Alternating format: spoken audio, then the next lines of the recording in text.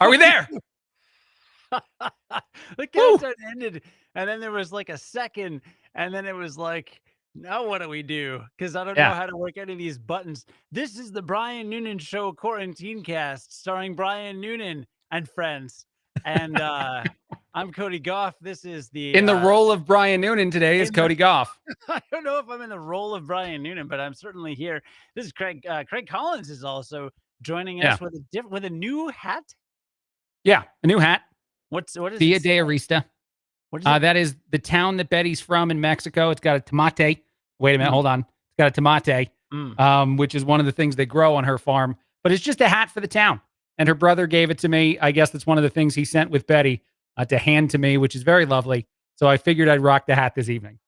It's good. It's good. Well, thank you. Welcome you and your hat. Yeah, Brian's out this week.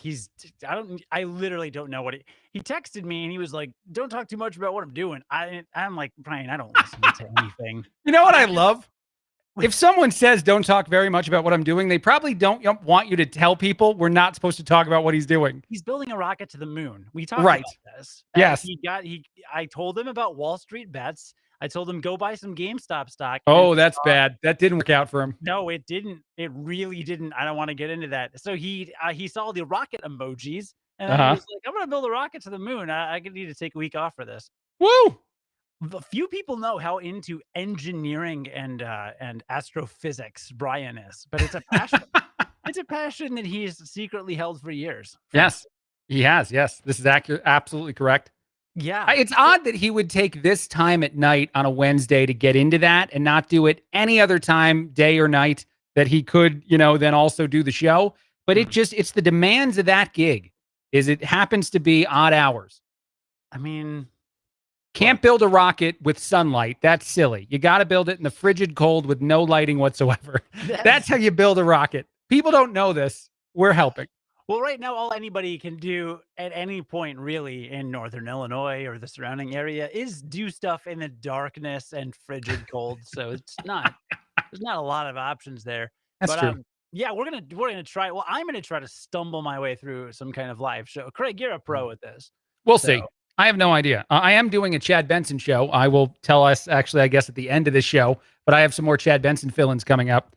And you've got the Curiosity Daily podcast where we're gonna preview in great detail. We're probably going to do way more than just preview it later on in the show. But before any of that, you and I were texting about what to talk about. We claimed last week that we plan thoroughly when we have no Noonan, and we did not plan terribly thoroughly. But we did discover something. You had no idea that Donald Trump, former President Donald Trump, was going through his second impeachment process. You didn't even know this was a thing, Cody. Is that correct? I mean, I knew it was a thing, and we're not going to talk politics. No, we're just. I know where you're going with this. You're just teeing up something. I'm teeing up the idea that we all have blind spots of everyday news, of I guess silly little facts and truths that maybe a lot of people think are easy to know, and most of us don't know. And one of yours apparently is news of the day in the world of politics, because you just didn't know. That there was a proceeding going on currently, that the impeachment process had, I guess, started. You knew it was a thing, but that's as far as you had understood it to exist in this world, correct? Right. No, I knew legal stuff was happening. By the way, thank you for the heads up, Joanne, that I was a little quiet. I just cranked up my volume. Can you hear me better now, Craig? Yeah, we're actually making a t-shirt. Cody's a little quiet. Since he gets the comment every single week, it's going to be nice to get the whole shirt out for the show. I can't wait for that. I'm frankly shocked that anyone cares when they can't hear me. Man. I'm surprised people aren't just like, keep it down. I don't want to hear this. But what you're getting at is right. I know there's legal stuff going on, but did I know that a bunch of people were watching C-SPAN today, watching people talk in an actual televised trial thing? No idea. No idea. Correct. And for a long time, I was like you. I actually wound up doing political radio a few years ago after leaving GN, and that's probably why my work and my politics worlds have collided more.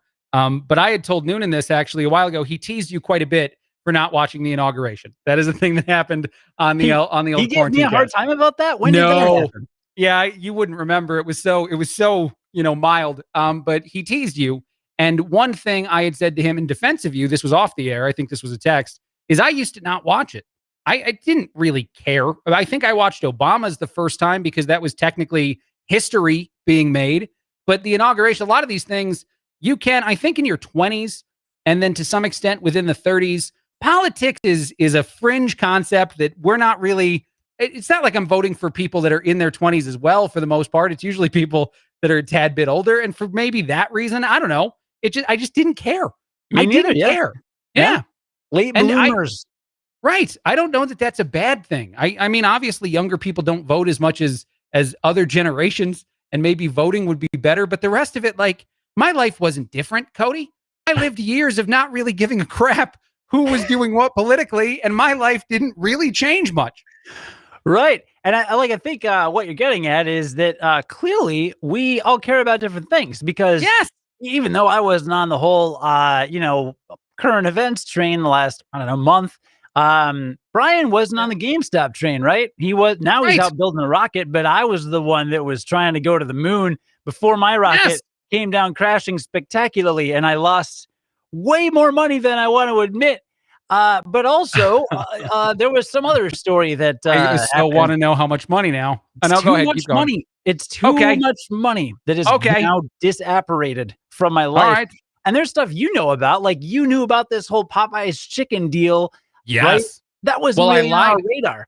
I lied about it for about a year of broadcasting before eventually actually trying a Popeye's chicken sandwich. But even honestly, like you and I have been doing radio for so long that we have to dive into the news of the day. It's not even necessarily the political news of the day. You have to have some frame of reference as to what's going on to do the gig we've both done for a long time. And so like even then, my life sort of changed. I really didn't watch news. There was a good period of time in my early adult life that I didn't turn on news. I didn't really read news, but I just didn't care. My life didn't, I don't know, like if there was going to be some sort of horrible fire or something that happened in my general vicinity, I feel like I would have figured that out. Other than that, I didn't care. And is that bad, Cody? I feel like I lived a pretty nice life. I think it was fine. And I think where this is all going is we are going to reframe the way this show is done. All right. With that, and we're gonna figure it out while Brian's not even here. That's the best part. He's gonna get back, and we're gonna be like, Brian, here's our new game plan. He's gonna be like, what are you talking about? And then it's gonna be great. Right. I think we should embrace our different points of view. I think that's what we need to start doing. We need to, Brian should stop punching down at me for not, knowing who the president of the United States is. And I should stop feeling bad that I waste thousands of dollars buying stocks that don't go anywhere because I go on Reddit. You're very salty. These are things we should all just embrace about each other. And we should all eat your chicken tenders, which we've been doing. Diversity of opinion, Craig. This podcast is, if nothing else, diverse. And we're diving around what kind of things we might rename the podcast, because QuarantineCast doesn't work forever. Thank God. That's actually a good thing that this name can't last a long time. True. And one of the things that I think we're stepping on to a little bit is the idea that we all have different realities. That, we all live in the same world, but based on what you care about. For example, you just talked about GameStop, and I know you're talking about Wall Street and stocks, actually. But Mass Effect is coming out with a brand new version of its video game. Tremendously excited right here. My wife thinks it's the dumbest thing to be happy about ever. And I'm telling her how it's a really big deal because all 3 video games that I spent several hours playing are being merged together into one gigantic video game I can spend weeks playing. Yeah, Mass Effect is coming out with an Ultimate Collection edition that's all 3 games combined. Shut up. If you play that video game, I just want frame of reference. No one has to Google this. No one has to look this up. It's going to take me more than a day's worth of hours to complete start to finish that game. More than 24 hours, probably more than 48 to do everything in all 3 video games that I would like to do. My wife thinks that amount of time, which will be split up, I won't do it all in just one sitting, will be completely wasted. But it won't. For me, that reality will be lovely. Those days and what my character does in that video game will be relevant to my daily life for a few weeks, Cody. I think that's fantastic. I did not know that they were doing that because I went back and I tried to play the first Mass Effect, but I missed the boat. Oh, right? Like, it's not that great. The first one doesn't age well, right? Like if you play certain older video games, especially in the last 20 years or so, sometimes there's just outdated mechanics or something's really slow, or there's like a very basic like heads up display option, a thing that you normally are used to now in games that wasn't there. And you play it for a few minutes or a couple hours and you're like, this isn't getting me. And that sucks because you kind of need to play the first one if you want to really appreciate the second and third ones. The thing that's special about this video game is it's a choose your own adventure video game. If you remember that book from when you were a kid, you chose at a certain point in each, little portion of the story you're reading what to do next. Based on your decisions, your character changes, the story changes, people live or die, Cody. Life or death is in your hands, and it takes 3 games. You can kill somebody in the first game that then would have had stuff to do in the second 2 games, but they're dead now. And all that's why I got so roped in, is like my choices mattered to the story arc. And so you struggle through that first very poorly designed video game. But now it'll be better. It's all going to be updated and fancier and quicker and whatever.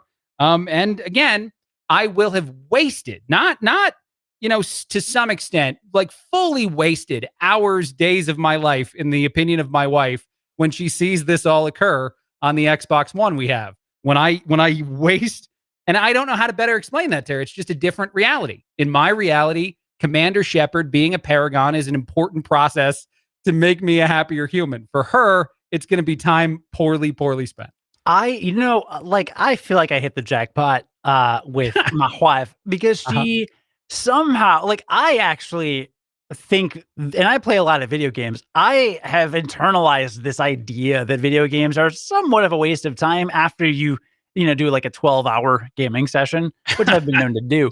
But she's like, look, you work really hard. You like perform at a high level. Like, I've got a podcast and stuff like that. She's like, yes, you need this. This is your thing. And I fully support you, Craig. I think that, like, you know what? You work very hard. You operate at a very high level. You're very good at what you do. I wouldn't say all those things. Devoted family man. I wouldn't say all that. Well, you go to church every week. You train. You say your prayers. You eat your vitamins. Yeah, you are like an American. You are a real American. Wheaties breakfast champions. Okay. I'm accepting a lot of the things you're saying as if they're true, even though some of them are maybe not true. Sure. You play front line for the Chicago Bulls. I don't know a single basketball player position. You're a rebound jumper for the play front line. Did you know we had a Super Bowl? Did you know that occurred? I know. All right. So I know we had a Super Bowl. Do I know what teams played in it? Was it Tampa and Kansas? Yes, it was Tampa Bay and Kansas City. Okay. All right. And you got that right. Thomas Brady he's a 77-year-old quarterback who's won 93 Super Bowl rings. Is that right?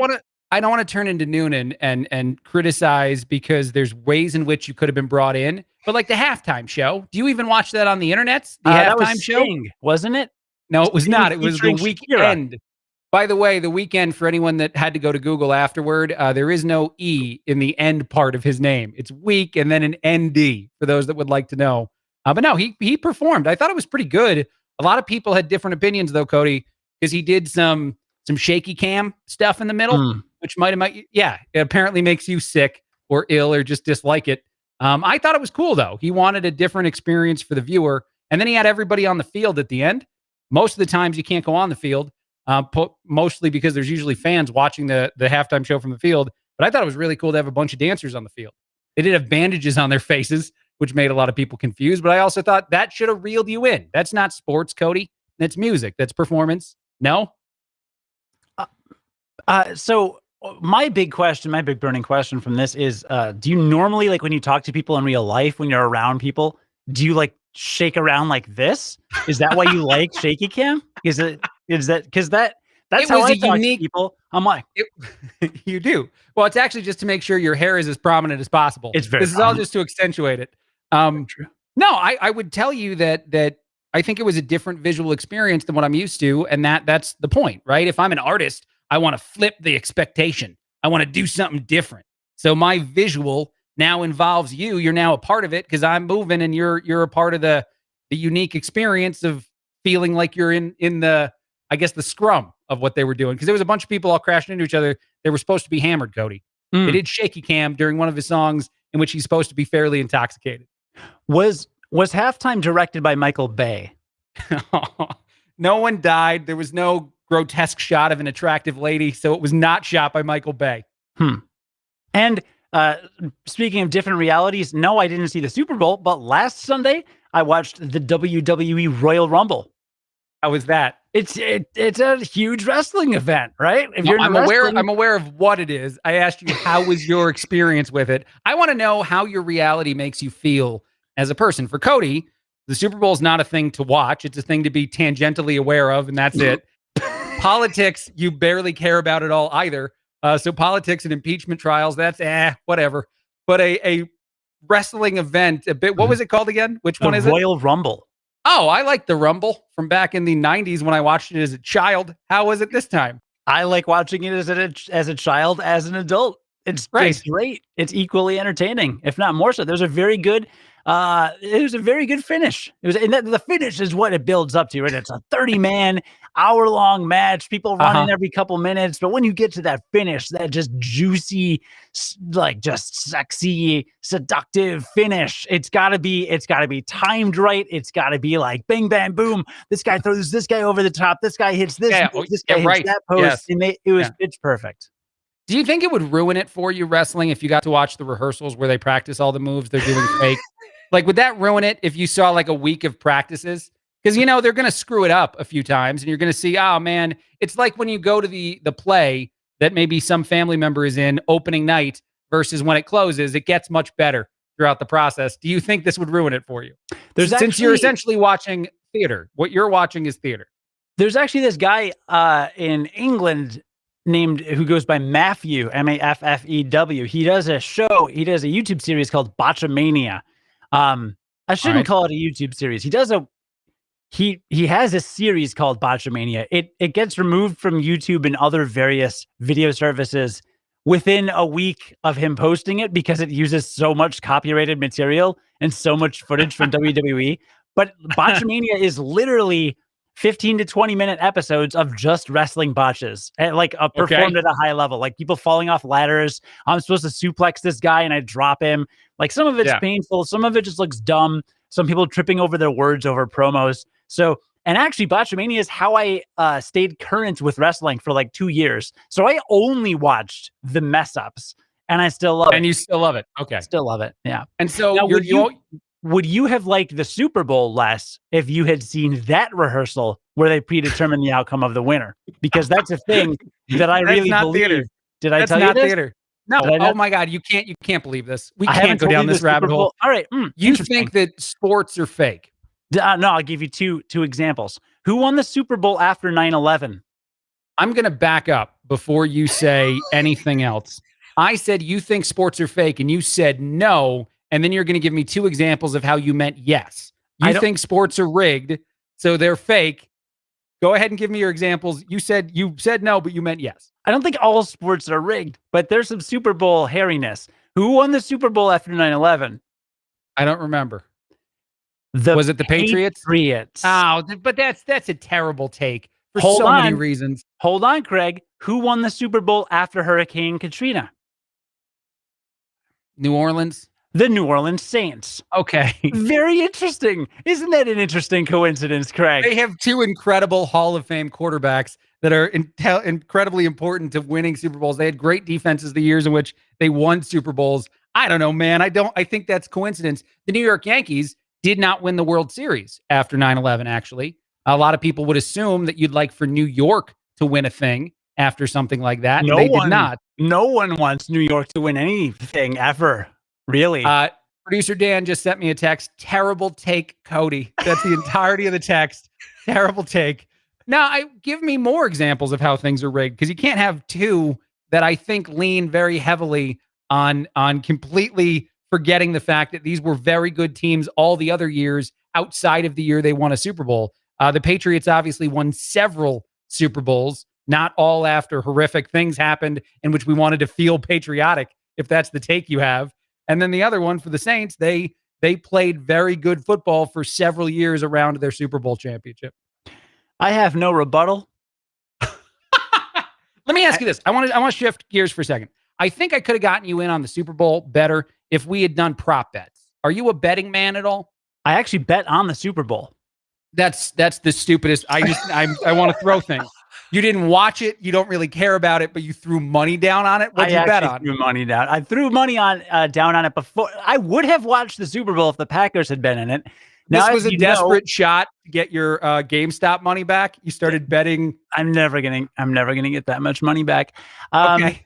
For those watching, listening, long time, whatever, people don't know me. I grew up in a Bears household. My dad, my brothers like the Bears, but when I started watching football, the Bears were really bad, really bad. And Brett Favre was kind of in his heyday. So I turn on TV and I'm seeing football games. I'm starting to learn the rules, and I see this green and yellow team. They're really good and they're fun to watch. And the Bears sucked. So I'm a Packers fan. Well, I was a Packers fan when I cared about football. We have the same experience as far as the New York Knicks versus Michael Jordan. I was a family of Knicks fans that were trying to get me to watch the New York Knicks games and like them. And every time Michael Jordan played against them, he destroyed the New York Knicks, like literally destroyed. It was disgustingly bad the way that Jordan would play in Madison Square Garden. And I, as a child, was like, I like him better. He's way better than our team. I'm a fan of the Bulls now. It's the same thing, man. Now wait a second. Hold on. I'm looking in the chat.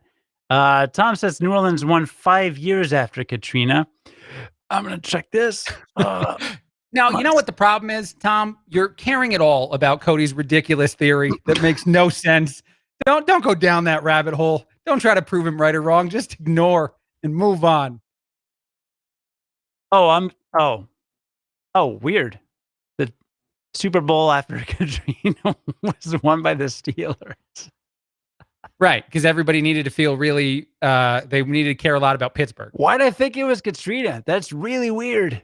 Because you love conspiracy theory. How's my connection, by the way? Am I distorting a lot? Your connection's a lot better than my connection to logic at this point. That's how that went. What were we talking about? Ball. You're right. You're a fan. See, you know what I'm saying. We both picked teams because of how well people played against them. Right. So I liked the Packers. I really stopped watching football a handful of years ago because John Oliver went on some thing about how athletes are exploited or something, and I just stopped. Whatever. And I don't have cable, so it doesn't matter. So anyway, and I like whatever. I don't have strong feelings about this. Right. I'll watch football and enjoy it if it's on. I just don't go out of my way. But anyway, I love the Packers.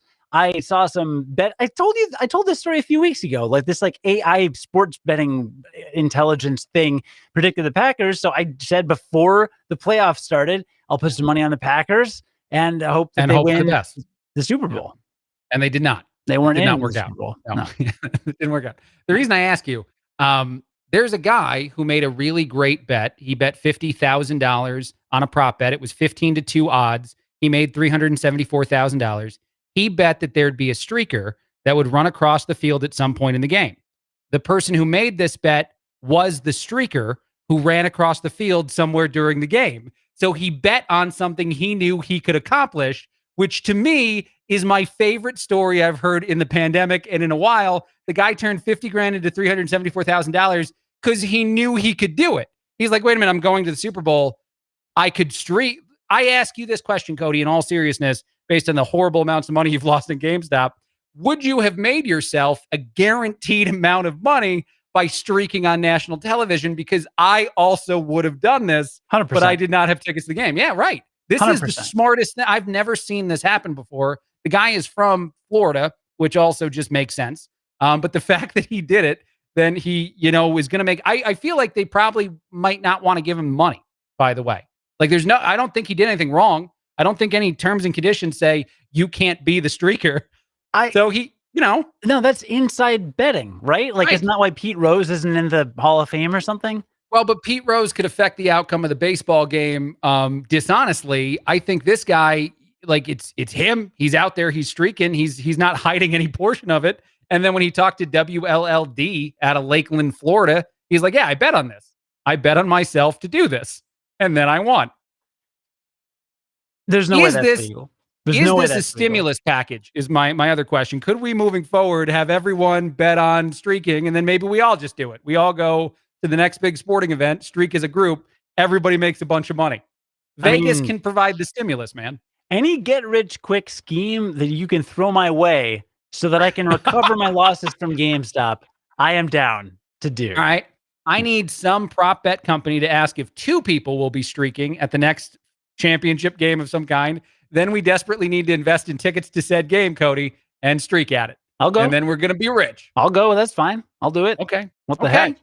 And you, do you have to check with anyone on this? Here's the problem. Now that people know that this is a possibility, I think that the odds that someone is going to streak across the field are going to be better. So that means so then the payout. That means a lower payout. So what you do is what we would do. This is killing two birds with one stone. Say that someone is going to run onto the field dressed in full tactical espionage cosplay gear, dressed like Solid Snake from Metal Gear Solid. Now the odds of that way lower than a streaker going across the field. See, but I think this is chicken and egg now for Vegas. Any bet they put out there in which a human being can get involved from the stands, someone's going to bet on and then do it. I think there's no scenario in which you but I love the thought process, because you're right. The odds of that would be tremendously awful. And yet once it's there to bet on, somebody's doing it. I love the thought process. Yeah. I love it. But I thought it was so cool that this guy is like, I don't know if there's any rules against this. I'm going to go streak. I'm at the Super Bowl. I'm going to bet on me. There have to be rules against it. What about that is wrong? I'm asking you, what about that is wrong? He still has to streak. Like, he still has to get naked and run across a field. He's still got to force himself, and there's probably going to be legal fees. So I don't know if he's going to make money or lose money. $300,000. He's not losing money on that. You don't think like all the legal fees and the going to jail and stuff, bonds, whatever it is? No. I don't know. You got naked on television. I feel like that's a significant crime. Maybe it's not. No, It didn't show it, did it? You couldn't see anything. Sadly, I did not see it. I had to go to the YouTubes. Sadly, I don't want to see some streaker. That's gross.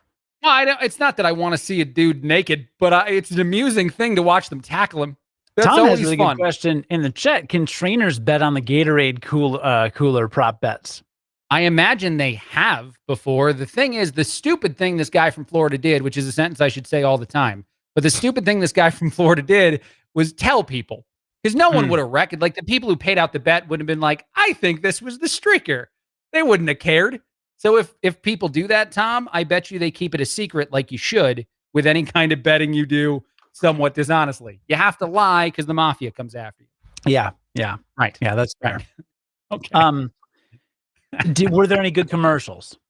There were several great commercials. I didn't see them. I don't really want to explain why. I watched the game in a different language from a TV. Like I have a VPN, and my VPN can mimic living places that I don't live. So Betty and I watched the game on Mexican television. So I got a lot of great Mexican commercials. They don't care about the Super Bowl in Mexico. That's not a thing. Valentine's Day is, though, to answer a question from last week. That is a holiday they've celebrated here. Yes. Did you find some romantic way to sweep your wife off her feet? I took her to a fancy dinner because restaurants are open again. Wait, I don't want to say where. It's not Valentine's Day yet. I did because I intend to cook her food on Valentine's Day made by me. But I know that that's going to be terrible, as we also talked about in a previous quarantine cast. So I wanted to give her an enjoyable meal before Valentine's Day. So, she can remember it when she's eating the one I made that's terrible. So you preemptively planned to make good this is accurate. The thing that you're going to do that you assume is going to fail. If I could have bet on this, I would have made a bunch of money. If there was a prop bet for me. But yes, I preemptively brought her to a nice meal, knowing I'm going to make a terrible dish in a few days. That's good. Have you done anything for the missus yet, or do you have any plans? No, and she keeps asking me. And it's especially like the bar is higher because I didn't realize this. Did you know that Monday is President's Day?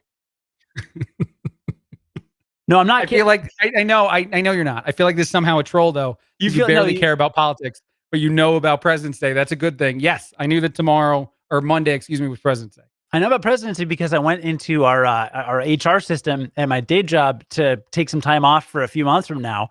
And it pulled up February and it said national holiday, February 15th, President's Day. So we have Monday off work. And so does my wife. So we have a 3-day weekend. It is a 3-day weekend on Valentine's Day. And I have nothing planned. Okay. That's bold. No ideas. Do you intend to fix that at some point? Or? I've got 2 days, basically. I thought it'd be fun to get an Airbnb with like a hot tub, or some like like amenity that you can't really experience anywhere. I'm not going to go to like a hotel and get in a swimming pool. A, I don't know if that's even open anywhere. B, people. I don't think you get coronavirus from chlorine water. I don't think that happens. You probably don't get coronavirus from a lot of things that I'm just avoiding out of an overabundance of caution. But all these Airbnbs nearby, they're all 2 hours away and they're all booked through like March. So that's no good. You could go anywhere. You could drive more than 2 hours. I know that might be, less than thrilling to then stay in somebody else's house. But think about the fact that the coronavirus has made things weird. Maybe it would still be fun. Maybe it would be fun. Drive 5 hours and stay in a lukewarm, home, not a fancy house. Maybe that's good in 2021. You're making this sound better and better all the time. Better and better all the time. Yeah, I don't know.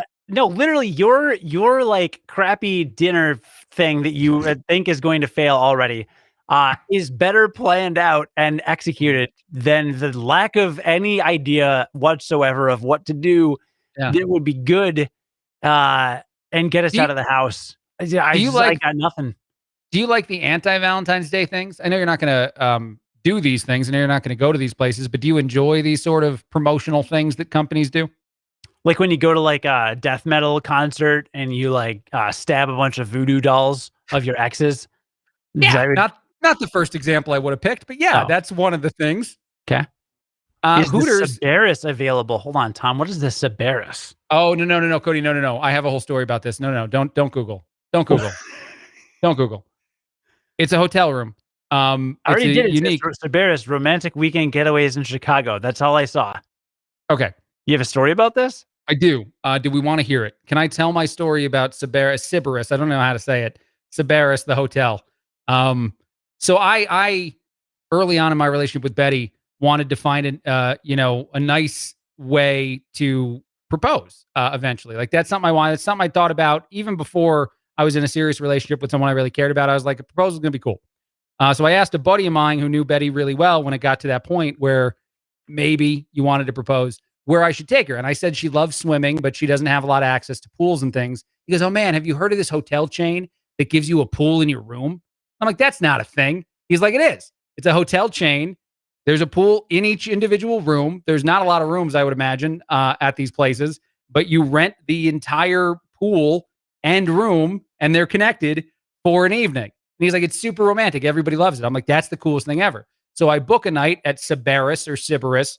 And then I start talking to other people from Illinois who remember the really dirty commercials that this company ran, insinuating that what it really is there for is not a romantic evening per se, but another activity that adults would partake in. There were a lot of commercials that I guess you missed when you were a kid that would say things like, are mom and dad busy every day with the kids at the house? You know what you need is a night away. And it would hint to the sexuality of the environment, Cody.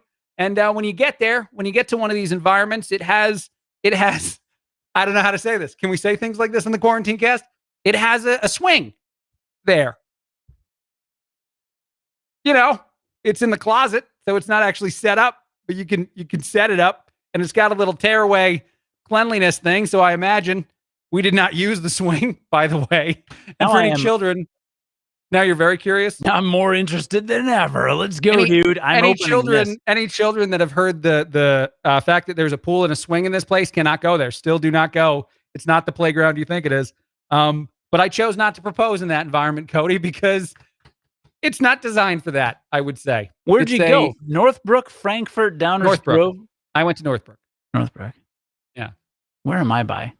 Yeah. You should look up the old commercials on the YouTube because it made a lot of people our age laugh when I said that I was thinking about popping the old question at that location. That made a lot of people laugh very hard. You can remember these commercials. You can actually do an overnight getaway or an afternoon getaway. Wow, they are not available until the end of March. Oh. Yeah, the afternoon getaway is cheaper. It's only a few hours. I hope they clean. I hope there's a lot of cleaning that occurs there. I even met some people that had like thrown college and high school parties there. They like rented a room and then you got to hide because that's definitely against the rules. But you have like a bunch of college kids in one of those environments for a few hours with a lot of alcohol. And that's probably not a good thing. But yeah, you could go there. Some people will judge you. These are the things I know, Cody. I just Hi, looked at this Janice. afternoon getaway, 4 hours. Like Yes. 4 hours. Mm-hmm. And there's a sanitized swing. That's all you need to know. It says sanitized, like specifically that's in Yeah, the marketing. there's a wrapping that you would like tear away if you wanted to utilize the swing. And then I think you incur additional fees. I'm Oh, fairly certain that it described that it's more money if you utilize the that thing. Good well, talk we had. And the even when you check in, the website's not loading, unfortunately. Cody doesn't want to know any more of the story. When you check No, in, you immediately know what environment you're in because it kind of feels like you walked into an adult store. I'm sold. Like I was sold.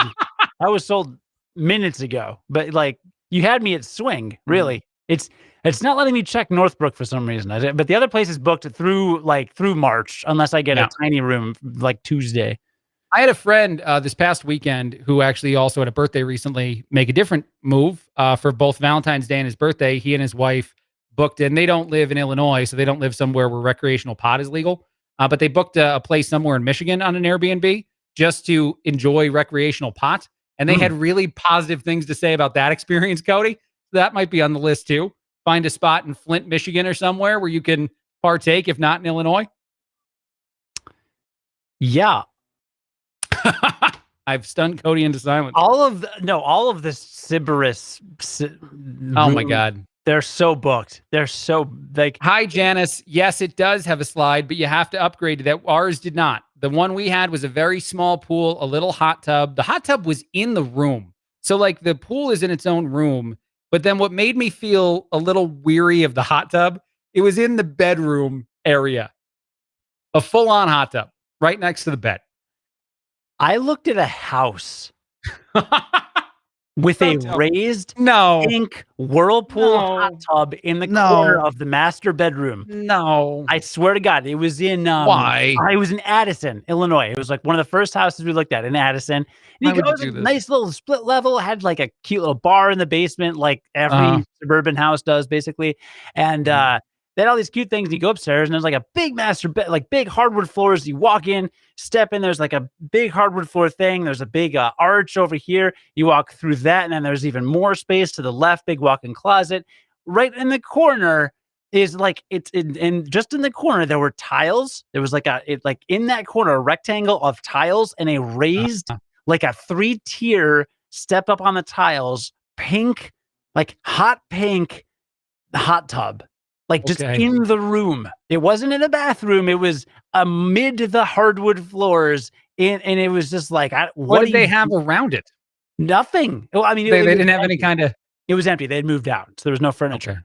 But I'm just like, I don't know. I mean, maybe you put some plastic down. I don't know. You do something, help with the water a tad.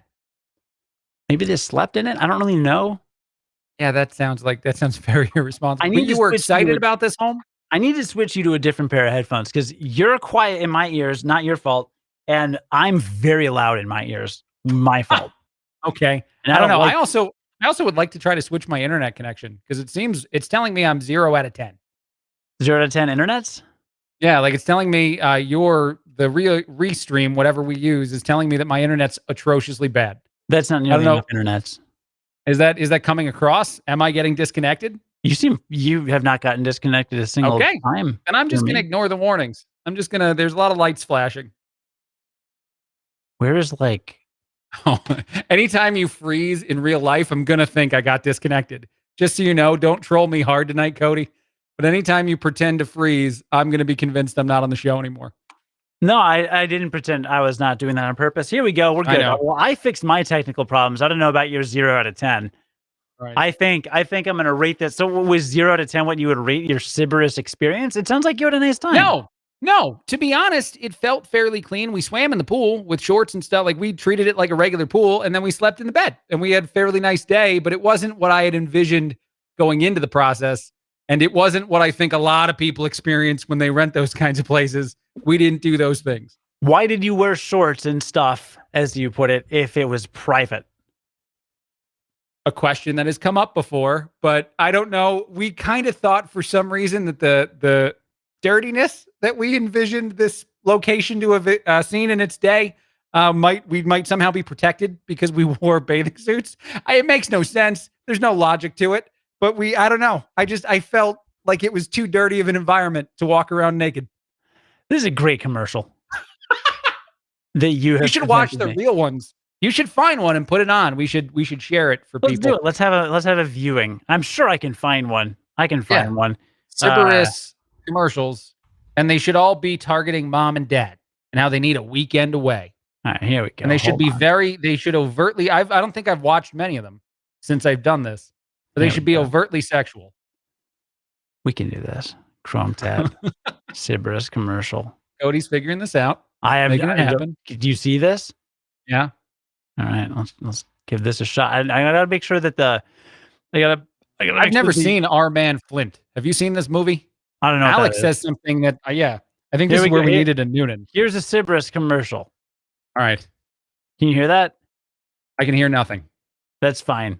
Breathtaking. Okay. Soothing. Whoa. What? Enchanting. Okay. I can make that work. Wait a minute. No. No one else Janice can see very it. sleazy. No one else can see it. Hold on. I didn't actually put it on. You shared nothing. I'm sorry, everybody. That was a waste. Okay. Everybody watching is going to make a comment now. Here we go. Okay. Sybaris commercial. Here we go. Yep. What's going on? All right. Now can you hear it? Sybaris. Now can you hear it? Nope. But I can see it. That's and fine. She looks, see? Okay, right there. We didn't have there wasn't a sauna in ours. I don't think. Right, with you can get the chocolates. Chocolate. That was a strawberry, a chocolate covered strawberry. Wait, hold on. She said it. Sybaris. Oh, Sybaris. Paradise voted best romantic getaway in the United States. I'll tell you, it looks cool. Like the other thing when you first walk in. $100 on your next visit. How? This is an old commercial, Cody. You can't do this anymore. Oh, go to www.sybaris.com to get a free brochure and $100. So I don't even think that's one of the commercials some of my friends were talking about that grew up in Illinois. I think there were more overtly like mom and dad need vacation time away from the kids. Enjoy the temptation of Sybaris. Just enjoy a weekend away where you think of nothing but each other and your needs. It was something like that, man. I mean, this is once again something that could have been brought to my attention yesterday. Are you really going to go? Valentine's, I would have considered it. Can you do me a favor? Can you do me a favor? Yeah. Can you broadcast one of the quarantine casts from a Sybaris? Okay. We can get a deal. Let's get them in on it. Let's get them as a sponsor. Janice will not be happy since she does, as I said, think they're very sleazy. But Cody will broadcast live from one. Casey's not allowed to go. You got to go completely solo. Oh, I got to go solo. Yeah. Who am I going to get on the swing with? Nobody. You shouldn't open the swing. I was very afraid of the fact that it had to be specially sanitized. That made me very afraid of the swing. Did you have to sign a waiver when you? No, there was no waiver. Okay. All right. Nope. But as I said, even the check-in process, which is its own, like their own unique buildings. So like our house that has the pool in it it's a little thing. But when you check in, like they have all the items that you'd find in an adult store. All right. Like that's a lot of items. Is it like a mini bar where you've got to pay like $49.95 per? There is no mini bar. There's no mini bar version. You got to buy those with the front desk person, I would assume, in the room. It would be better as a mini bar. That's a great idea to throw their way, to just have a little assortment of sanitized. Oh my God. And I was going to propose there. I went into this thing thinking I was going to propose in that environment, Cody. That would have been where I would have asked the wife to marry me. I know. A hazard suit would not be safe. I'm aware. Would not be safe. Probably with wow. We should talk about the reality of the fact that like my wife and I both thought that wearing our bathing suits would make it cleaner to swim in a pool. There's no logic involved in that. As a science communicator, I may not be a scientist, but that doesn't make any sense. There was chlorine in all these things, right? Like yes. I would assume it's actually fairly clean, right? I don't know. I mean, can I go down a rabbit hole with this whole thing? Yeah, how? Because you haven't already. I haven't. You haven't already. I will say yes. We've only stayed on the periphery. Now we're going to go fully in. Anytime you stay in a hotel anywhere, I don't mean like the Sybaris hotel, but just any hotel. Oh no! Does it go through your mind? No. Does it go through your mind? No. It has to. No. It should at some point it should. Like depending on Why? how long the hotel's been a hotel. If it just opened, I would love to take hotel virginity where I go to the hotel for the first time, no one else has been there. That's the only environment where I'd feel like it was truly clean. Because after someone else is gone, I think it changes. No? I wouldn't take a bath in one of them. Hotel tub? Hotel tub. No, I wouldn't do that. I wouldn't take a bath in my own tub. And we've bleached it twice. Oh, I love baths. Have we talked about that before? No, baths are great, but it's I'm a bath man. They're hard to clean. Well, we actually have a hot we have whirlpool jets in our tub.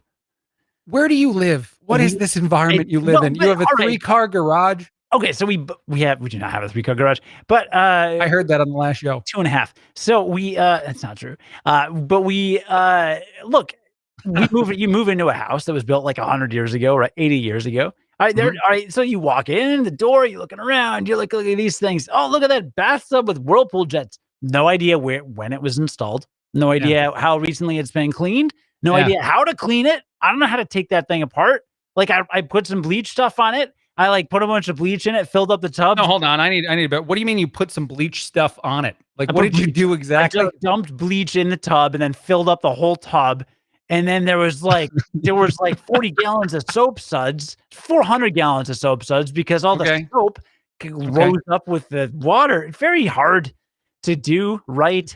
You know, I don't know. I don't know. I'm paranoid, right? I got like all the it looks crystal clean now, but I don't know what's behind there. Turn on the jets, let them run for a while. I don't know what's in. I don't know how this stuff works. Okay. You know, I don't know what's going on under the hood, Craig. I'm paranoid about you feel it's clean now because you poured bleach all over it. Okay. Scientifically, did that achieve the goals you wanted it to? As a science communicator, want to put the hat back on? As a communicator, not a scientist. Big difference. Are we making mashed potatoes wrong, by the way? Have you heard this? No. You ever boil them in things other than just water, like chicken broth? Why would someone do that? I guess the flavor is different. This is a whole thing on the internet saying that we make mashed potatoes wrong. It's weird that you say that because my wife literally made mashed potatoes last night from scratch. Oh, I've been spying on you, by the way. I stand outside your house many nights. But yeah, no, that's great. In the 3-car garage or in the 2-car garage on the other side? I thought that was a guest room. I just stay in the garage. I've just been living there. That's why I've been so unwilling to admit where I'm living, because I don't want you to know I'm living inside your garage. Many people mix up the 2-car garage for a living space because of the linoleum floors and the nice, wallpaper that we have with dinosaurs on it. There you go. Dinosaurs are cool. No, are you a big mashed potato connoisseur? I love mashed potatoes. I know that was a weird transition from what we were just talking about, but it was in my brain, and I just kind of word vomit things. I love mashed potatoes. I do. But I've never made them with any kind of broth. I just make them in the water. I learned how to make that this year too, by the way. We've talked about my culinary skills, not water, mashed potatoes from a box. The boxed mashed potatoes. That is the thing I just started creating on my own in 2021. Can you mash potato? Silence. I've mashed potatoed before. Can you do the twist? I saw somebody make there you go. I saw somebody make mashed potatoes at Applebee's when I used to cook there, and I would not recommend eating them. Wait a minute. Is this the person that was going to make the dinner for your wife for Valentine's Day?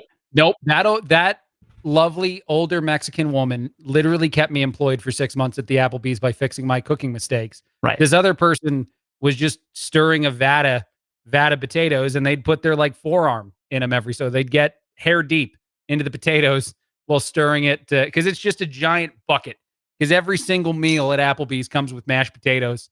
And when I saw that happen, I wanted to be mashed potato free from that point. I guess this is just one specific Applebee's near Notre Dame. That's the only one I can vouch for that you probably shouldn't get. And only if this dude is still working there, which I hope he is not. I'm sure he's watching. Yeah, right.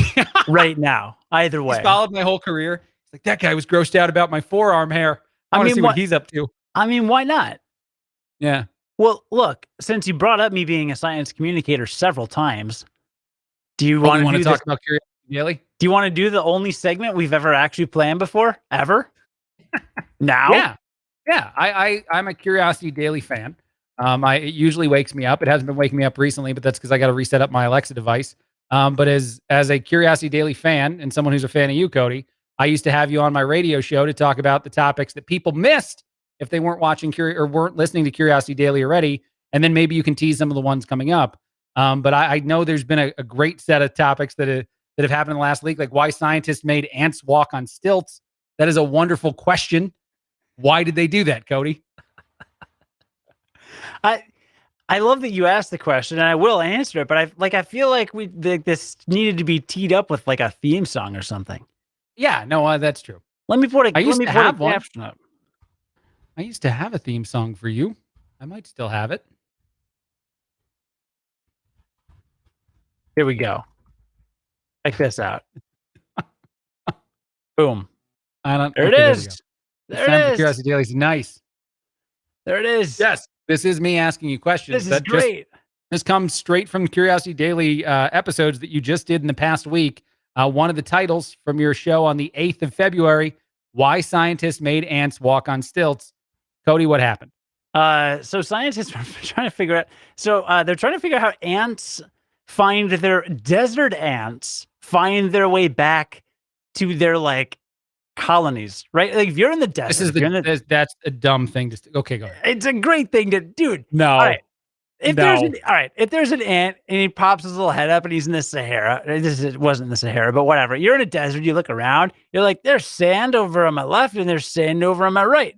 And then like you go like, I don't know, really far away. How do you find your way back if it's all just sand? How do you do it, Craig? I don't know. I probably die in the desert, but I don't need to waste scientific time studying this when there's way more important. What I've said every time we've done this thing is that I think scientists are tremendously bored people, and I think the pandemic made it tremendously worse. And so they're studying things that have no value. It's sort of like anything you were taught in grade school. None of it matters. You don't need any of it. It's not going to affect your life at all. Mm-hmm. This study and what they learned from this is akin to learning social studies in 6th grade. But continue. Tell me why the stilt walking ant gave us valuable scientific knowledge. Because it helps scientists test what's called the pedometer hypothesis. And it basically says that they're looking at these ants and they're like, how do they find their way back? And it turns out it's because the scientists think they were counting their steps. And it's because the way they acted when they were walking on stilts versus the way they were not walking on stilts. But we're not going to do that. Is there somehow that this affects my life in a positive way? Craig, have you ever met anybody with a Fitbit who hasn't told you how many steps they've taken that day? They don't exist. That's a species that hasn't been created yet. If you own a Fitbit, I don't think that's that bad motion. I don't think this is the most accurate of things. I think every so often my watch will get confused and think a step's not a step. You know what I mean? Or a step or not a step is a step, I think is what I'm trying to say. I don't think you're a curious enough person to want to put stilts on ants. Ants on stilts. Either way, either one. You can put. I'm a bored scientist that has funding. My project has been funded. And I'm like, what do I want to do? I want to put ants in stilts and somehow pretend that this makes sense. Like every day, this scientist in the back of his brain was laughing while he was explaining like the value in what they were studying to the people who were paying him. He's like, no, it's really valuable. We're gonna achieve a lot of good things. These ants probably have an internal GPS, and we can just flip the switch in the brain. We'll all have one. We got to put them on stilts, though. Like that's teasing. At least it's a question we didn't know. Like you didn't have an obvious answer, right? There's just like scientific studies that come out that are like, if you eat McDonald's every day for 200 days, you might gain weight. And it's like, did we need a study for that? Did we really? But we did need a study to figure out how ants find their way back home. And it's because they count their steps, because they'll have tiny microscopic little Fitbits. And do you think this is, I'm deadly serious. Do you think this is somehow like abuse, by the way, like putting ants in stilts? Do you think that their struggle while trying to walk in those is actually tremendously mean to ants? Because they have a uniquely crappy life compared to most animals. And ants' life is just, I think, one of the lower end of things that you'd want. You know what I mean? Are you basing this entirely off of the Woody Allen movie where he played an ant, a cartoon ant? I'm basing it off of A Bug's Life, the better Pixar version of that movie. Oh, do you have a problem with Woody Allen now? No, what did he ever do to you? Oh, don't go down that. We don't want to go down that rabbit hole. what about some of the other things Curiosity Daily's talked about? What about why people have illusions of control? And illusions of control, what does that even mean? Like, in what scenario do people think they're in control when they're not? Right. You've never had an illusion of control where you thought that you had some kind of power over something and you didn't really? I'm utterly aware of when I do and don't have control. Most of the time I do not have control. So no, I usually don't fall into this category of human. Now, some people have illusions of control where they're like superstitions, right? Like every time I do this thing, like every time I like have sex before a basketball game, I will get 2 slam dunks. Right? Every time I hit the Sybaris. I don't know why. Right before the game. Yeah. I really don't know why that's the example that came to mind. I think it's because it's based on an episode of MTV's Undressed. You remember that show? Yes. Okay. Not references I didn't think Cody was going to make for $50. MTV's Undressed. Tell him in the chat, Cody, that study was funded by Big Stilt. That's what you missed, Greg. It was. Big Stilt. It was Big Stilt. I have a problem with Big Stilt being involved. No, go ahead. People actually have illusions of control. This was a kind of counterintuitive study. You might think people have illusions of control because they're like full of themselves, or they're what's the word? Like delusional, right? They just like, oh yes, no, I think other people have this problem. Yes, right. But in fact, researchers did a study, and it turns out that it's actually because people are really, really aware and observant of their environment. So like they basically did a test where they would do something on a computer screen, and then they really had little control over it, but something would occasionally happen on the computer screen when they, like clicked a button or did something with eye tracking or did some other input. Well, what the researchers found is like some people thought that they had more battery level low exchange battery. Let me fix it. Let me fix that. What? It's my camera. It's not plugged in. Hold on. You can still hear me. You just can't see me anymore. Craig, I gotta go. I'll be back. Yeah, all right. Give me a second. All right, Craig will go. He'll be back even in a second. Do you want me to explain this thing that happened? Yes, I can hear you. Keep going. Okay, great. Yeah, the illusions of control. So actually what happened was some people thought that they had more of an illusion of control than others. But what the scientists did is they used this software, and it's the eye tracking software. And it turns out that when there was a higher correlation between when people did the thing and when there was an actual response, that like was directly proportional to the improvement in their confidence that they had control over that thing. So basically, the more that the timing worked out to where it seemed like they did control the thing, the more they believed they did control the thing, which suggests that people are actually really observant. It's that we're actually very aware of our surroundings. It's not just like, oh, I do this thing. Sometimes it works. Sometimes it doesn't. Oh, well, now I have this illusion, or now I don't. There was like a direct correlation there.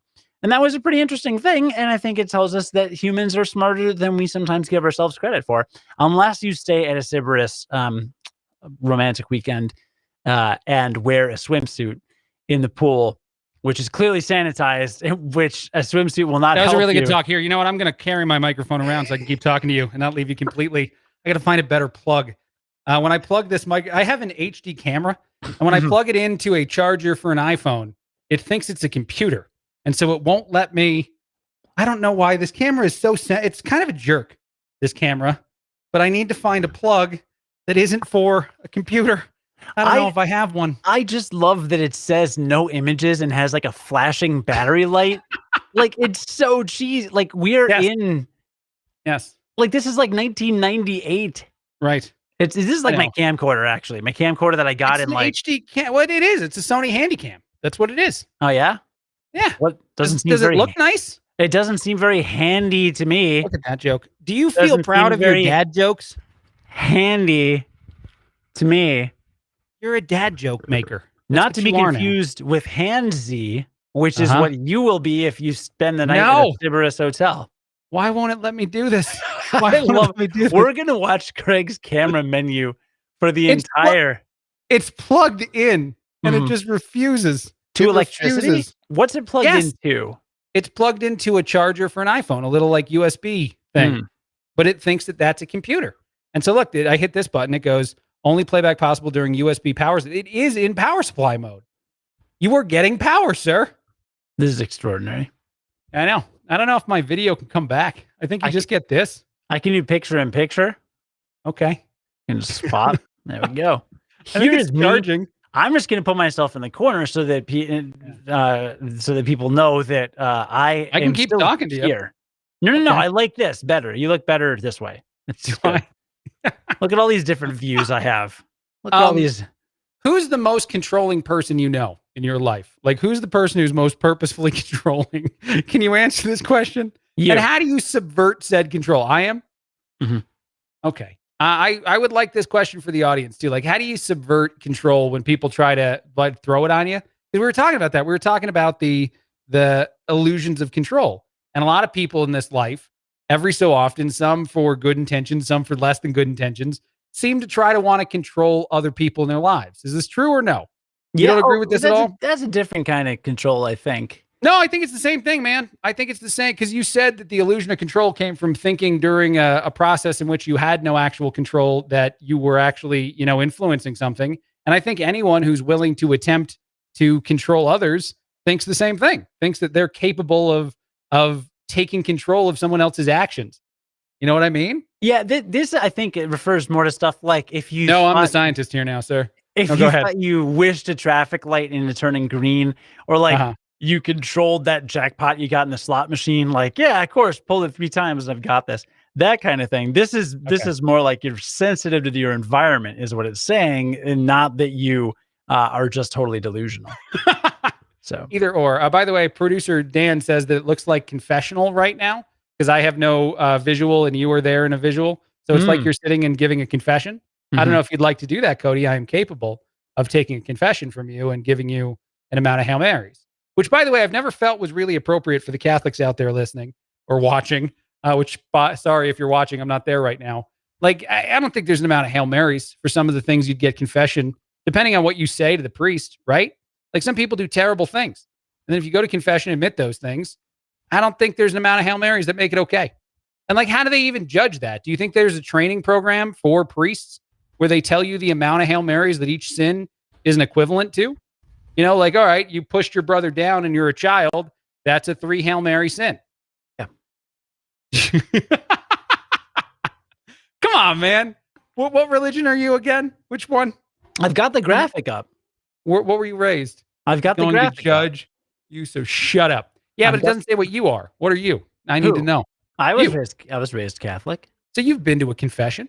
Mm-hmm. Have you ever wondered how they turn your sins into an amount of Hail Marys?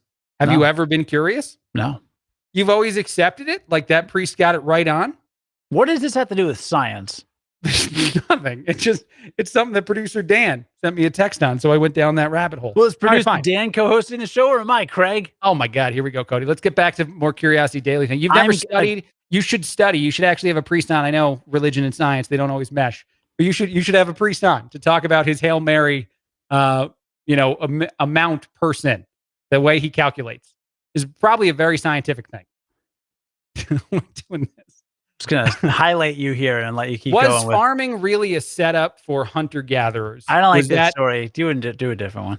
All right. Science journalist and author. He came on the show to explain this, so I should probably just keep reading. Then learn about the secret identity of Bitcoin creator Satoshi Nakamoto. Tell me, who is Satoshi? Do you know about this thing? Isn't Satoshi like a dude that doesn't actually exist? Isn't that fake? No one knows who Satoshi Nakamoto is or are. No, I see what you did there. No, I see really. what you did there. No. It's weird. Like, I don't know if people know this, but like Bitcoin's in and out of the news depending on its value, which is always up and down. Unlike GameStop, which needs to go up soon so that I can pay my mortgage. But the guy that created Bitcoin, or people, basically was on like an online chat forum, goes by Satoshi Nakamoto. No one knows who this person is. And they own 5% of the total supply of Bitcoin, which at one point last month would have been like $3.5 billion. So Satoshi as the person or entity could be one of the richest human beings alive, or groups of people, but they haven't moved or sold any of their Bitcoin at all, ever. So it kind of freaks people out, but it's weird. It's a weird backstory because like we really don't cover a lot of cryptocurrency on Curiosity Daily because it's such a dense subject, because it includes things like computer programming and cryptography and encryption and data security and weird economics and smart contracts and all these other things that like it's John Oliver described it as everything you don't understand about economics and then everything you don't understand about computers rolled into one. So it's a really dense thing, and it was really hard to invent, right? Like the way that cryptography works and the way that the peer-to-peer system works. It's not a thing. Like that's the other thing about it. It's not actually a thing. It's not. Bitcoin's not a thing. I mean, I know it's a thing. I know it exists, but it also doesn't. And it doesn't have to have financial value at all, but it does now because they all, the first guy that spent Bitcoin bought a Papa John's pizza. That's the thing that happened. John's? By the way, I figured out how to fix this. I'm going to have video soon. Ooh. I know. I'm excited about it. So I thought of a really great workaround. Black box in the you can't say that on this podcast. No, you can't. No, but like Bitcoin does not have value. I would blue in the face tell people that it actually shouldn't have any value whatsoever. Bitcoin value. When I Google, that's weird, Craig. When I Google it, it says no. When I Google it, it says Bitcoin is worth $44,815. No. So is that nothing? Can you lend me nothing? I would like to borrow nothing from you, Craig. That is worth nothing. Based on your definition, I want to borrow nothing from you. Okay, you can have nothing. $44,815 of nothing. Let's do it this way. Let's do one of the scientific stories from your podcast where you're definitely way more of an expert than me by letting me explain what Bitcoin is to you. Can we do that? Can we do the opposite of what it should be? I can't wait for this. So this guy who pretends his name is Satoshi Nakamoto, or whatever the heck that name is. I'm holding a lot of things at the same time. This plug's got to get in here and into the plug. My video can come. Oh, there we go. Hold on. And where am I at? That's a closet. Give me a second. I know it's not me. That's where I'm sitting. That's going to be me. Here we come. Sorry, Betty. I'm stepping right on you. Look at that. Stepping right on your face. That's not good. That's not good. Okay. Satoshi Nakamoto. I'm glad that all the problems technically have been very hard for the audience to understand. They have missed many of these things. Satoshi Nakamoto's a guy that made up a thing on the internet. What are we saying? Where's this one? I got to move this screen so I can read the sarcastic joke Cody just made. Hold on. I haven't seen it yet. I've never been sarcastic. Bitcoin. Oh, there it goes. Wait, why'd you take it away? No, I was just about to see it. No. I know. Womp womp. Okay, he's a jerk. Anyway, so he makes up this. He wrote a whole manifesto too, right? Like there's a manifesto as to why Bitcoin should be valuable. Yes. Then he invented it and he put it out there on the internet, and a whole bunch of people could mine it, which just go on to like his fake thing and ask for some of it, and they all just did that for a long enough time. I guess in some ways, like a person mining gold, except for the fact that gold's a physical object, and this is just an internet creation that has no value whatsoever. And then because it's rare, because it got harder and harder to get it, and now it's almost impossible. It would take me like millions of computers to mine one of these things, if it's even possible at all. Now it has tremendous value. Bitcoin shouldn't be worth anything. Our brains have made it worth things because somehow someone created the perfect version of a rare thing. It's like getting gold in Zelda, Cody. Bitcoin is gold in Zelda, but it's just a lot more rare than the gold in Zelda. So now it has value on the world stock exchange. Yes, no? Where are we at? I can't get myself back on the screen. At the same time? I somehow broke it so that I can't close that closet. This is good. We'll just flip back and forth. It's fine. No, that's not gonna work. That's a kind of good explanation, but like, come on, tell me what part of what I said was not true. What part? Why does the U.S. dollar have value? The U.S. dollar originally was backed by gold. It used to be worth gold, and then as our society progressed and the amount of gold didn't exactly seem to keep up with the amount of needs we had for financial amounts of money. Now it's worth more than just gold. Now it's worth a lot of other things. You know what I mean? Did I explain that poorly? I don't really totally understand how money works now. If that wasn't evident. What gives gold value? Well, it's rare. One thing is shiny. It's pretty. Interesting. People used to find it, be like, "Oh, that's rare." And rare. Bitcoin's not a thing. I can't hold it. I can't have it. It's not a thing. Gold is a thing. I could hit you in the face with gold, and you'd know that I'd done that because you'd be hit in the face with a heavy object.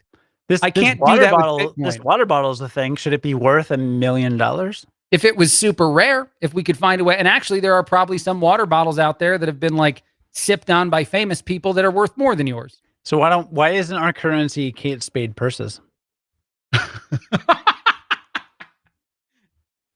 Look, you and I can both hope one day the Kate Spade purses are our currency, but that day's not coming for a while. I don't know, man. I think I could trade it for right? I could give someone a Kate Spade purse and get money back. All right. People argue that the US dollar is backed by the US government. Do you know what Bitcoin is backed by?